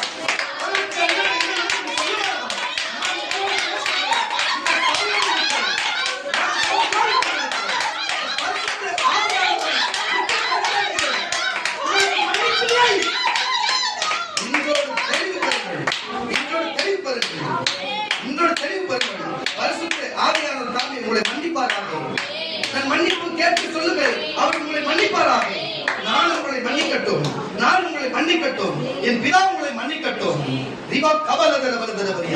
கவனத்தோடு இருப்பீர்களாக. நான் சொல்ல வருகிற வார்த்தை ஏன் உங்களுக்கு நான் பேசுறேன்னா, தயவு செய்து புரிஞ்சு கொள்ளுங்க கர்த்தருடைய பிள்ளைகளே. எதுக்கு நம்மளே கெடுத்துக்கணும்? நம்ம வாழ்க்கை நம்ம ஏன் கெடுத்துக்கணும்? நம்ம எதுக்கு கெடுத்துக்கணுங்க? நமக்கு ஏன் கெடுத்துக்கணும்? நமக்கு தேவன் ஜெபம் பண்ண சொன்னாரு, நமக்கு ஜெபம் பண்ண சொன்னாரு, நம்ம ஜெபிக்கணும். நம்மள பாருங்க, வேதம் வாசிக்க சொன்னாரு, வேதம் வாசிக்கணும். சபைக்கு பாருங்க, எனக்கு ஒரு ஊழியக்காரன் குடும்பத்தை ஒரு ஊழியத்தை சபை கொடுத்துருக்கிற. ஏன் இதுக்கு முன்பு இருந்த சந்தோஷம் எங்கங்க? எங்கங்க? யார் மேலுமே தப்பு இல்லைங்க, யார் மேலும் எதுவுமே இல்லைங்க. நீங்க ஜெபிக்கலங்க. நீங்க நினைச்சா ஜெபம் பண்ணியா? ஜெபம் பண்ணாததான் என் விஷயம். நான் ஜெபம் பண்ணதான் எங்க இருக்கிறேன். நான் ஒழுங்கா நானும் சரி உங்களை கொடுத்தா நேரம் இல்லை, முது வலிக்குது நேரம் இல்லை, அது இல்லை, குழந்தைங்க கத்துதுன்னு சொல்லி என் ஜபத்தை குறைச்சா நான் இன்னமும் இங்கே இருக்கிறேன். நான் இந்த சபை எவ்வளவு பெருசா இருக்கேன். ஜனங்களாம் என் பிள்ளைங்களாம் எவ்வளவு பெரிய பெரிய இடத்துல இருந்திருப்பாங்க, எவ்வளவு பெரிய அரசாங்க உத்தியோகத்தில் இருப்பாங்க, எவ்வளவு பெரிய எப்படி அற்புதமா எவ்வளவு கூட்டம். எல்லாம் ஏன் தப்பியா? நானும் உங்களை போறதையா? நான் மட்டும் விதி விலக்கலையா? நானும் குடும்பத்தை பார்த்து பிள்ளைங்க கத்துது அது கத்துன்னு சொல்லி நானும் ஜெப நேரத்தை குறைவா வச்சேன். ஏமனி தப்பு உங்களை மட்டும் நான் சொல்ல, யாரும் தான் தப்பு பண்ணேன். நானும் தான் வேத வாசிப்பு கம்மியா பண்ணேன். உங்களை காட்டு நான் அதிகமா செய்யணும் இல்லையா? நான் உங்க யூக்களுக்கு பண்ணியிருந்தா தப்பு தானையா? உங்களுக்கு சொல்ற நான் அதிகமா பண்ணல, நான் ஏமனி தப்பு தான். கர்த்தர் நம்ம மன்னிக்கட்டும். நானும் அதிக நேரம் ஜெப குறைவு தான், அதிக மணி நேரம் வேத வாசிப்பு குறைவு தான். புரிஞ்சு கொள்ளும் கர்த்தருடைய பிள்ளைகள். எல்லாருக்கும் சேர்த்து இந்த வார்த்தை கொடுக்கிறேன், எல்லாரும் சேர்ந்து கொடுக்கிறேன். எனக்கு சபை எப்படி இருக்க வேண்டிய சபை புரிஞ்சு கொள்ளுங்க கர்த்தர். உங்க மேல எந்த தவறும் இல்லை. ஒன்னே ஒன்று, நீங்க ஜெபிக்காதனால தான், வேத வாசிக்கிறதுனால தான், சபைக்கு வராதனால தான், இது எல்லாத்தையும் காரணம். நம்ம அதை மட்டும் செய்வோம். நீங்க நல்லா இருந்தா இங்க சட்டையை பிடிச்சி கேளுங்க, நீ சொன்னபடி நான் செஞ்சேன். ஒரு மாசம் ஃபுல்லா வேற வாசம், ஒரு மாசம் ஃபுல்லா கட்ட காலை மேல ஜெபம் பண்ண, வீட்டுக்கு ஜெபம் பண்ண, சபை கட்ட வந்தேன். ஏன்டா எனக்கு நடக்கல? என் சட்டையை பிடிச்சி கேளு, நான் ஊழியத்துக்கு ஓடிடுறேன். ஏன்னா தேவன் சொல்லிட்டாரு, அதை செஞ்சேன். கேட்க விடவே மாட்டாரு. இங்க நின்று நீ நம்ப மாட்டேன். இங்க நின்று அப்படியே சாட்சி மேல சாட்சி, சாட்சி மேல சாட்சி சொல்லிட்டு போயிட்டே இருப்பாரு. அங்க நிப்ப நீ எங்க நின்று என்ன இங்க சட்டை பிடிக்க மாட்டேன், இங்க நின்று சொல்லுவார். விஷயம் கொஞ்சம் மாறிடலாம், கொஞ்சம் மாறிடலாம். கருணத்தச்சு வெளியில சொல்லுவாங்க. அல்லேலூயா. வாசிக்கலாம். எபிரேயருக்கு எழுதின நிருபங்கள் 12ஆம் அதிகாரம். எபிரேயருக்கு எழுதின நிருபங்கள் 12ஆம் அதிகாரம் 25ஆம் வசனம். எபிரேயருக்கு எழுதின நிருபங்கள் 12ஆம் அதிகாரம் 25ஆம் வசனம். பேசுகிறவருக்கு நல்லா கேளுங்க. இப்பொழுது என்ன வார்த்தை? பேசுகிறவருக்கு நீங்கள் செவி கொடுக்க மாட்டோம் என்று உண்மையாவே இப்போ பேசுகிறவருக்கு நீங்க செவி கொடுக்காம இருந்துக்கணும் சொன்னா பாருங்க, அதான் ஆவியில இது தீர்க்கதரிசி சபையில மட்டும்தான் நடக்கும். தேவன் ஒரு சபையில ஆவியானவர் இருந்தாரு, இப்படிதாங்க பேசுவாரு. இதாங்க வார்த்தை. மத்தவங்க பேச பேசுறது வேற இல்லங்க, தேவன் நம்மளோட பேசுறது இதுதாங்க, இப்படிதாங்க இருக்கும். வாசி. பேசுகிறவருக்கு இவ்வளவு நேரமா பேசுகிறவருக்கு நீங்கள் செவி கொடுக்க மாட்டோம் என்று பாருங்க, மாட்டோம் என்று விலகாதபடி. ஐயோ இவனே பேசல, குஜியே பேசிட்டா, அப்படியே பேசிட்டா, இவன் ஏதோ பேப்பர்ல எழுதி பேசிட்டா, ஏதோ ஒன்று பேசிட்டா, நீங்க நினைச்சீங்கன்னா ஒண்ணு கிடையாது நினைச்சுக்கலாம். ஆனா விலகாதபடி செவியை விலகாதபடி எச்சரிக்கையாயிருங்கள். உங்களை பார்த்து எச்சரிக்கையாயிருங்கள். ஏனெனில் ஏன்னா பூமியிலே பேசினவருக்கு செவி கொடுக்க மாட்டோம் என்று, நீங்கள் செவி கொடுக்க மாட்டோம் என்று விலகினவர்களுக்கு தப்பி போகாமல் இருக்க, அவங்க தப்பி போகாமல் இருக்க, பரலோகத்திலிருந்து பரலோகத்திலிருந்து பேசினவரை நாம் விட்டு விலகினால் எப்படி தப்பி போவோம்? எப்படி பரலோகம் போவ? எப்படி பரலோகம் போவ? அவர் பேசுறத நீ விலகி போனா, அவர் கொடுத்த வசனத்தை விட்டு விலகி போனா, நீ எப்படி அவர் சொல்லி நம்ம பேசுறதை விட்டு அவர் பேசல என்று விலகி போனா எப்படி நீ தப்பிப்ப? வரப்போகிற அழிவிலிருந்து, வரப்போகிற பிரச்சனை, வரப்போகிற உலகத்தின் வரப்போகிற காத்து, உன் குடும்பத்தில் வர காத்து எப்படி தப்பிப்ப? வசந்த வாசியா இல்ல பசங்க மறுபடியும் வாசியா புரியும். பேசினவருக்கு நீங்கள் செவி கொடுக்கவே மாட்டோம் என்றால் நீங்க விலகாதபடி எச்சரிக்கையா ஏன்னா பூமியிலே இப்பொழுது உங்களோடு பேசினவருக்கு நீங்க செவி கொடுக்க மாட்டோம் என்று நீங்கள் விலகினவர்களுக்கு நீங்கள் தப்பி போகாமல் இருக்க பரலோகத்திலிருந்து பேசின பிதாவுக்கு நாம விட்டு விலகினா எப்படி நீங்க பரலோகத்துக்கு தப்பி போவீங்க? பூமியை விட்டு பரலோகத்துக்கு எப்படி தப்பி போவீங்க? அவருடைய சத்தம் அப்பொழுது பூமியை அசைய பண்ணினது. இன்னும் ஒரு தரம் பூமியை மாத்திரமல்ல வானத்தையும் அசைய பண்ணுவார். இப்போ பேசும்போது உணர்வு இருந்துச்சா இல்லையா?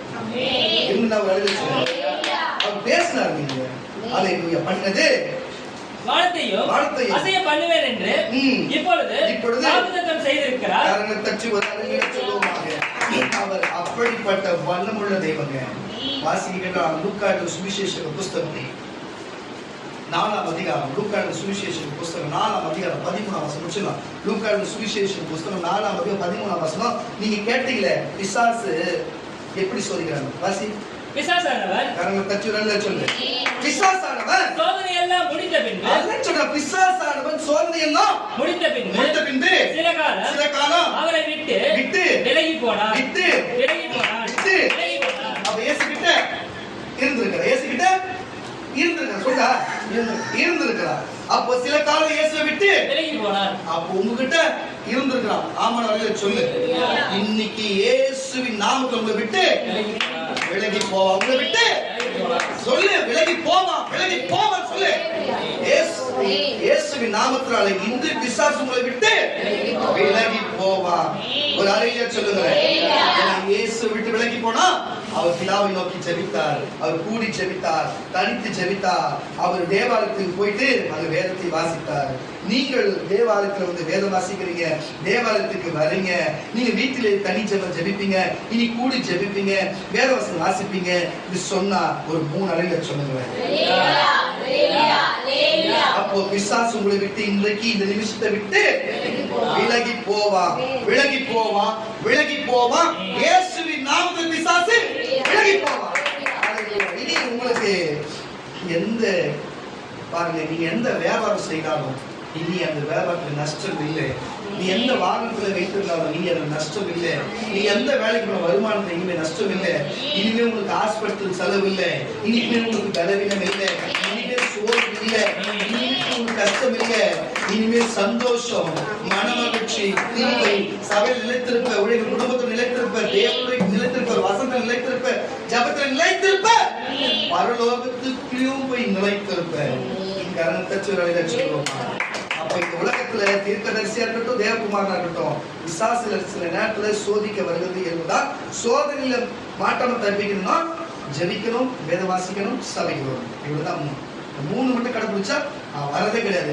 இந்த 3க்கு 1 எல்லாரும் ஒருனால போக வேண்டியதுக்கு போறதுக்கு கஷ்டப்படும்.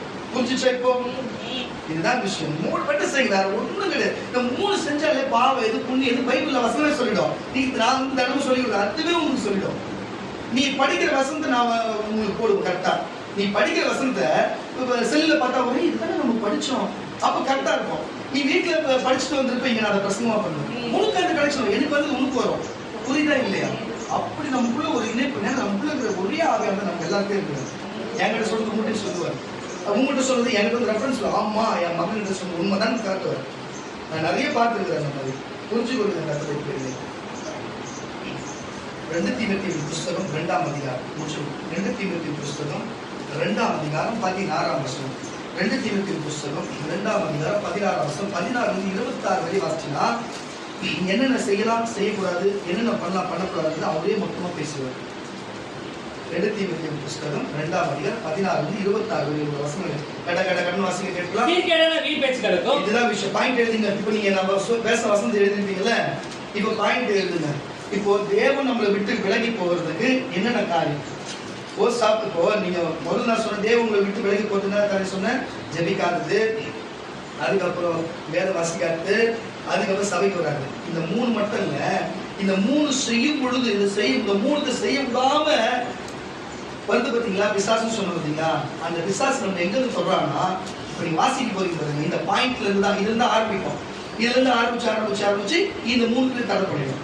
இப்போ அதான் பாயிண்ட் ஆயிடுங்க. அது செய்யாது. வாசிப்போம். சீர்கேடான வீண் பேச்சுகளுக்கும் சீர்கேடான வீண் பேச்சுகளுக்கும் விலகியிரு. அவைகளால் நல்ல போதகர்களாக அவர்கள் அதிக அவபக்தி உள்ளவர்கள் ஆவார்கள். அவருடைய வார்த்தை அறிவிப்பிலை போல படரும். இமனையும் பிளந்து அடிபடுவார்கள். அவர்கள் சத்தியத்தை விட்டு விலகி உயிர்த்தெழுதல் நடந்தாயிற்று சொல்லி சத்தியத்தை வேத வசனத்தை பேச மாட்டாங்க. அவனுக்காக வர்றத அவன் திரும்ப அது இது அப்படி பேசி போவான். சிலருடைய சபையுடைய விசுவாசத்தை கவிழ்த்து போடுவார்கள். இந்த மாதிரி தேவையில்லாத செய்திகளை கேட்காதீங்க. இப்ப யூடியூப்ல எல்லாம் பார்க்காதீங்க. ஆகிலும் தேவனுடைய உறுதியான அஸ்திபாரம் நிலைத்திருக்கிறது. கர்த்தர் தம்முடையவர்களை அறிவார் தங்களுடையவரை அறிவார் என்று கிறிஸ்துவின் நாமத்தை சொல்லுகிற எவனும் அநியாயத்தை விட்டு அநியாயத்தை விட்டு விலக கடவன் என்பது. அநியாயத்தை விட்டு விலகணும், வீண் பேச்சுகளுக்கு விலகணும். அது தேவையில்லாத ஊழியக்காரர்கள் கிருபை அது இது சொல்லி தேவையில்லாத அவனை விட்டு விலகணும். அதுக்கு முத்திரையா இருக்கிறது. ஒரு பெரிய வீட்டிலே பொன்னும் வெள்ளியுமான பாத்திரங்களும் அல்லாமல் மரமும் பொன்னுமான பாத்திரங்களும் உண்டு. அவைகளில் சில கனத்திற்கும் சில கனவீனமானவைகள். ஆகையால் ஒருவன் இவைகளை விட்டு தன்னை சுதந்திரித்துக் கொண்டால் அவன் பரிசுத்தமாக்கப்பட்டதும் எஜமானுக்கு உபயோகமானதும் எந்த நற்கிரியைகளுக்கும் ஆயத்தமாக்கப்பட்டதுமான கனத்துக்குரிய பாத்திரனாய் இருப்பான். அன்றியும் பாலிய இச்சைகளுக்குரிய இச்சைகளுக்கு இச்சை ஆசைகள் இதுதான் செய்யணும், இதுதான் போகணும், இதுதான் பார்க்கணும், இதுதான் பண்ணணும்னு சொல்லி இச்சை என்னும் ஆசைகளுக்கு, தேவனுக்கு பிடிக்காத இச்சை என்னும் ஆசைகளுக்கு நீ விலகி ஓடி சுத்த இருதயத்தோட வருதுன்னு சொல்லுகிற தேவை இல்லாத இடத்துக்கு போகிறது தவிர்க்கணும். அது இச்சையோட விலகியது. ஏன்னா ஊழியக்காரர் இருக்கிறோம். வாசிக்கிறோம்.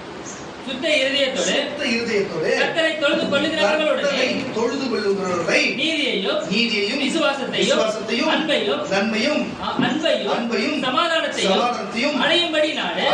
இந்த 5 நம்ம கிட்ட இருக்கிற இப்போ நீங்க யோசனை பண்ணிக்கோங்க. பசங்க இந்த 5 முறை பசங்க வாசியம். நீதியையும் நல்ல கேட்டு நீதி இருக்கா?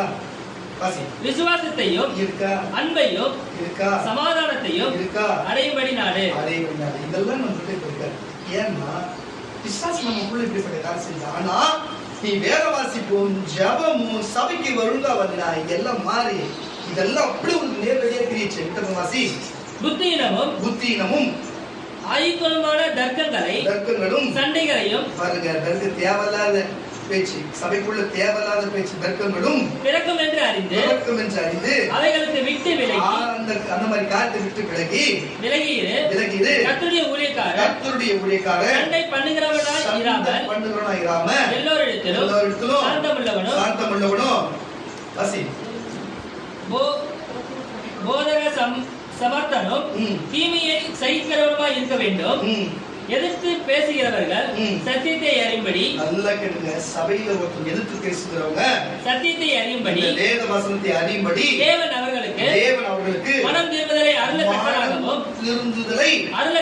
அருளத்தக்கதாகவும் பிசாசுனுடைய இச்சையின்படி செய்ய அவனால் பிடிபட்டிருக்கிற அவர்கள் மறுபடியும் மயக்கம் தெளிந்து அவன் கண்ணிக்கு நீங்கத்தக்கதாகவும் சாந்தமாய் அவர்களுக்கு உபதேசிக்க வேண்டும். புரிஞ்சுச்சா? எத்தனை வசனையா?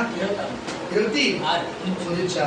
இப்ப புரியுதாங்க உங்களுக்கு? இப்படி மனநிலை எப்படி சொல்லிட்டு இப்படிதாங்க கட்டி வச்சு ஒரு இடத்துல பிரச்சனை வர, குடும்பத்துல பிரச்சனை வர வைக்கும், ஊழியக்காரர் பிரச்சனை வர, தேவனுடைய பிரச்சனை வர வைக்கும். இப்படிப்பட்ட காரியம் இன்னும் ஒரே வருஷம் மட்டும் வாசிச்சு முடிச்சிடலாமா? 1 தெசலோனிக்கேயர் புஸ்தகம் 1 தெசலோனிக்கேயர் புஸ்தகம் 4ஆம் அதிகாரம் 3 இருந்து 9 வரை வாசிக்க கேட்கிறாங்க.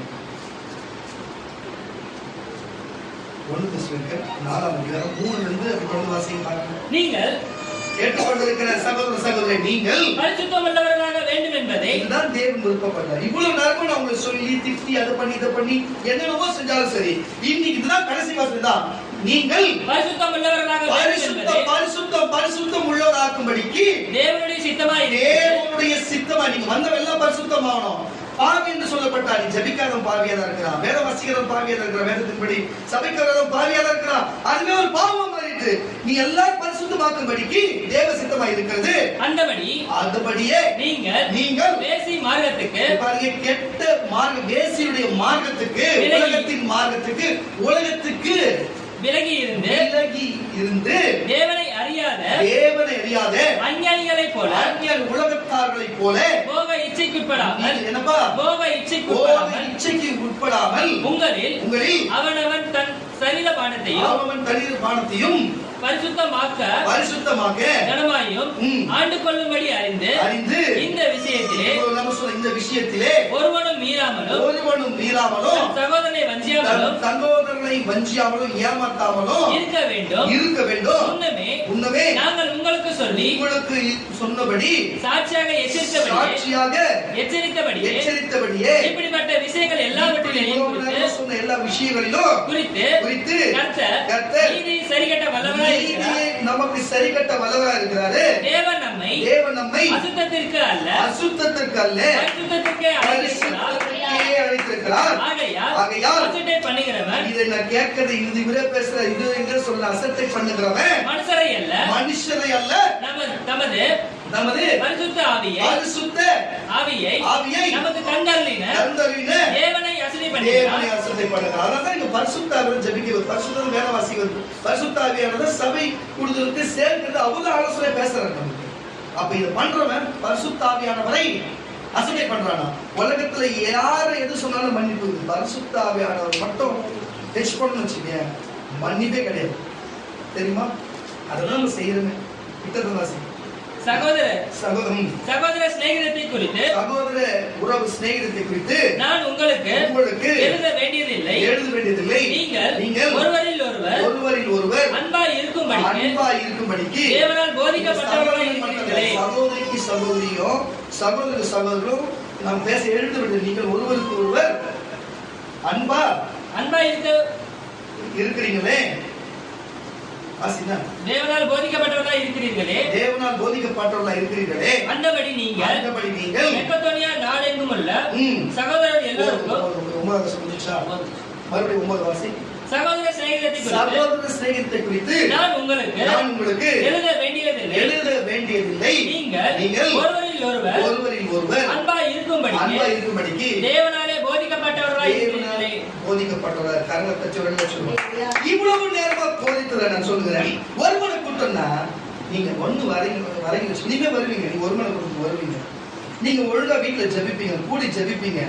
இனிமே சபைக்கு வருங்க, அடியனோடு இருப்பீங்க, சபையோடு இருப்பீங்க, கீழ்படுத்திருப்பீங்க. எந்த மாற்றமும் இல்லை. ஏன்னா பரிசுத்த ஆவியானவர் சபைக்கு சொல்லுகிறதை காதுள்ளவன் கேட்க கடவன். அதனால கேட்டப்ப நீ கரெக்டா இருப்பீங்க நான் நம்புறேன். அதுக்கு மீறியும் நீ விலகி போகிறவங்க அது நம்ம ஒண்ணும் பண்ண முடியாது. கர்த்தர் அதை பார்த்துட்டு சபை சாட்சி அம்மா அவர் சொன்னார், விலை போன பலன் அனுபவிச்சாங்க. நான் சொல்ல தவிர நீங்களே சாட்சியா சொல்லுவீங்க. இதுதான் சொல்லி வருகிறோம். ஒன்னே ஒன்று சொல்றேன், அப்படி நடக்கூடாது. தேவகரை கூட எடுத்துக்கோங்க. தேவகரை குளோரியை பார்த்து, குளோரி சர்ச்சை கட்ட போறியா, ஜபம் பண்ணி அன்னைக்கு ஒழுங்கா பண்ணு, சரியா பண்ணலப்பா கரெக்டா பண்ணு அப்படின்னு சொல்லுங்க. இப்போ பியூலா விஸ்வா பார்த்தீங்கன்னா, விஸ்வா என்ன குடும்ப ஜபம் பண்ணீங்களா? எங்கள் அக்கா மட்டும் வரல, ஒழுங்கா நான் பார்த்து பேசி குடும்ப ஜபத்தை ஒழுங்கா பண்ண சொல்லுங்க பண்ணீங்களா? விஸ்வா இன்னைக்கே பார்த்து ஜபம் பண்ணீங்களாண்ணா, என்னென்ன பண்ணீங்க கடப்பீங்களா? ஜபம் பண்ணப்பா, நீ பண்ணியம்மா. இப்படிப்பட்ட ஒரு ஐக்கியம் ஜபம் பண்ணீங்களா? ஒரு மணி கூட்டம் பண்ணீங்களா? சர்ச்சை பண்ணீங்களா? நான் கூட்டத்துக்கு மறந்துட போறீங்க. ஏன்னா கூட்டத்துக்கு மறந்துட போறீங்க. அண்ணன் சொன்னார், அக்கா சொன்னாரு, ஒரு மணி கூட்டம் கலந்துக்கணும், பாஸ் கூட்டம் இங்கே வெளியில் போறீங்களா, போயிட்டு சீக்கிரம் வந்துருங்க. இப்படி பேசணும். இப்படி பேசணும். ஜபிச்சிங்களா இல்லையா, எப்படி சேர்த்து ஜபம் பண்ணீங்க, அண்ணன் சொல்ல சொன்னார், நான் ஒரு குறிப்பு சொன்னேன், அண்ணன் சொல்ல அக்கா சொல்ல சொன்னாங்க, இதுக்காக பண்ணுங்க அதுக்காக பண்ணி மந்திரம் பண்ணீங்க பண்றீங்களா, அப்படி கேட்டு பாடுங்க. இப்படிதாங்க அந்த நாட்டில் ஊழியக்காரங்களும் விசுவாசிகள் பழகினாங்க. உங்களை திட்டினாரா, என்னைய போனவனே திட்டினாரு, கடவுள் பார்த்துனாங்கிறாரு, ஒரு நாள் செய்வார், அவருக்கு நல்லா செய்வார் உங்களை அப்படின்றது மட்டும் புரிஞ்சுக்கணும். நல்லா தயவுசெய்து சொல்ற கற்பனை பிள்ளைங்களே, இப்படிப்பட்ட விசுவாசத்துக்குள்ள இப்படிப்பட்ட ஐக்கியத்துக்குள்ள இருக்கணும்னு தான் தேவன் விரும்புகிறார். உங்களுக்கு ஒரு காரியத்தை சொல்லுங்க, அநேக காரியத்தை கற்று வெளிப்படுத்தியிருக்கிறார். ஊழியம் பழைய போல இல்லை, இன்னும் கற்று பெரிய மாற்றத்தை கொடுக்க போகிறார். இனி பரிசுத்த ஆவியானவரே நடத்த போகிறார். இருக்கிற ஒவ்வொரு வீடுக்குள்ளும் நம்ம கால் போக போகிறோம். ஒவ்வொரு இந்த பெரும்பாக்கத்திலையும், அது மட்டும் செம்மஞ்சேரியிலும் ஒவ்வொரு வீட்டுக்குள்ளாக நம்ம சபை பிள்ளைகளுக்காக அடியனுடைய கால் போக போகிறோம். ஒவ்வொரு வீட்டுக்கும் நம்ம சொந்தமாக்கி உங்களுடைய தயவும் உங்களுடைய தேவையும் தேவனுக்கு அவசியமா இருக்கிறது. கடைசி காலத்திலே தேவன் இந்த பூமியில வந்து ஆட்சி பண்ண, அவர்களை ஆட்சி பண்ணுவதற்கு இந்த பூமியில குடிமக்கள் இருக்கும்படிக்கு கீழ்ப்படிஞ்சவர்கள் வாழணும்னா சுவிசேஷாக நீங்க அவருக்கு அவசியமா இருக்கீங்க. அதனால மற்றவர்கள் உங்களுக்கு எல்லாருக்கும் வரத்தை கொடுத்து, வல்லமை கொடுத்து, எல்லாருக்கும் கிருபை கொடுத்து, நீங்களாம் போய் தனித்தனியா போய் ஜெபிக்கூட அற்புத அடையாளம் நடந்து எல்லா சபைக்கு கூட்டிட்டு வந்து கர்த்தருடைய நியாயத்தை சொல்லிக் கொடுக்க உங்களை எல்லாரையும் பயன்படுத்த போறாரு. ஒருத்தர் என்பதை உங்களை எல்லாரையும் வல்லமையா பயன்படுத்த போறாரு. அதனால தேவன் நமக்கு வெளிப்படுத்துறது. கடைசி காலத்துல இந்த பூமியிலே தேவன் ஆட்சியா வரும்பொழுது இந்த பூமியில குடிமக்களா இருக்கிறவங்க எல்லாரும் உங்களால் உருவானவர்களா இருக்கணும். நீங்கள் கோதுமை விதை போல இருந்து விதை விழுந்து அது பலனை கொடுத்து விதை மறைந்து விடும். அந்த மறைந்த விதை தேவனிடத்திலிருந்து தேவன் பூமிக்கு வரும் பொழுது அவரோடு நம்ம வருவோம். நம்ம உருவாக்கினவர்கள் இங்கு இருப்பார்கள், அவர்களை தேவன் ஆளுவார். நம்ம 1000 வருஷம் அரசாட்சியில தேவனுடைய பரவத்தில் அங்க இருப்போம். அவர் பூமியில மெஸ்ஸியாவா இங்க ஆளுவார். அல்லேலூயா. நம்ம அங்க இருப்போம். நம்ம உருவாக்கினவங்க தேவன் கூட இருப்பாங்க. அதுக்குதான் இந்த சபை தேர்ந்தெடுத்திருக்கிறார். அதுக்குதான் இது ஆச்சரியமான காரியம். இது யாருக்கும் தெரியாத ரகசியம். உங்களை பயன்படுத்த அதுக்குதான் வச்சிருக்கிறார். நீ சுவிசேஷம் சொல்லி மீட்கிறவன் தான் தேவன் இந்த பூமியிலிருந்து ஆட்சி பண்ணும் பொழுது, 1000 வருஷம் ஆட்சி பண்ணும் பொழுது சாவேல வாழ போறவன் நீ சுவிசேஷம் சொல்லி ரட்சிக்கப்பட்டவன் தான் இருப்பான். ஆனா நீ இருக்க மாட்டாங்க, நீ பரலோகத்துல இருப்ப. அதுதான் விஷயம். அல்லேலூயா. நம்ம வேற கேட்டகரியில இருப்பாங்க, அவங்க வேற கேட்டகரியில் இந்த பூமியில இருப்பாங்க. பூச்சி கொண்டு கத்தோடைய பிள்ளைகளே. அல்லேலூயா. இப்படிப்பட்ட காரியத்தை தேவன் நமக்கு வெளிப்படுத்தி இருக்கிறார். இதெல்லாம் எதுக்கு? ஜபம் ஒன்றும் பண்ண முடியாது, வேத வசனம் ஒன்றும் பண்ண முடியாதுங்க. சபைக்கு வரணும், சபையில் ஐக்கியம் ஒன்றும் பண்ண முடியாது, குடும்பத்தையே நடத்த முடியாது, குடும்பத்தையே நடத்த முடியாது. ரொம்ப கஷ்டமா இருக்குங்க. காசுக்காரங்க கஷ்டமா இருக்கு. கேட்கறவங்க எவ்வளவு நாளைக்கு கொடுப்பாங்க கேட்கறோம். தேவன் என்ன கண்ணு கிடையாது தெரியாது. ஏன் நம்ம கேட்கணும் கிடைக்க மாட்டேங்குது? கரெக்டா இல்லைங்க. புரிஞ்சுக்கிற விஷயம் மாறிடுவோம், நல்லா இருக்கும். எதுக்கு ஒரு ஊழியக்காரன் ஒரு தீர்க்கதரிசி காண்பிக்க, எதுக்கு சபைக்காரன் சபையில் ஒரு மக்கள் எதுவும் சேர்த்து வச்சுக்க, நம்ம ஜபிக்கணுங்க. நம்மளை கொண்டுதாங்க மாற்றம். தயவுசெய்து புரிஞ்சுக்கணும். போதுங்க, இனிமே கரெக்டா இருக்கும். அல்லேலூயா. இனிமே நான் கரெக்டா ஜபிப்பேன், வேத வாசிப்பேன், நான் ஒழுங்கா நான் சபைக்கு வருவேன் சொல்றவங்க கைகளை வைத்து 3 அலையில சொல்லுவோம். தேவனே நீ பார்த்து வார்த்தை கிரிச்சு விசுவாசம் நல்லா எழுந்து விசுவாசம்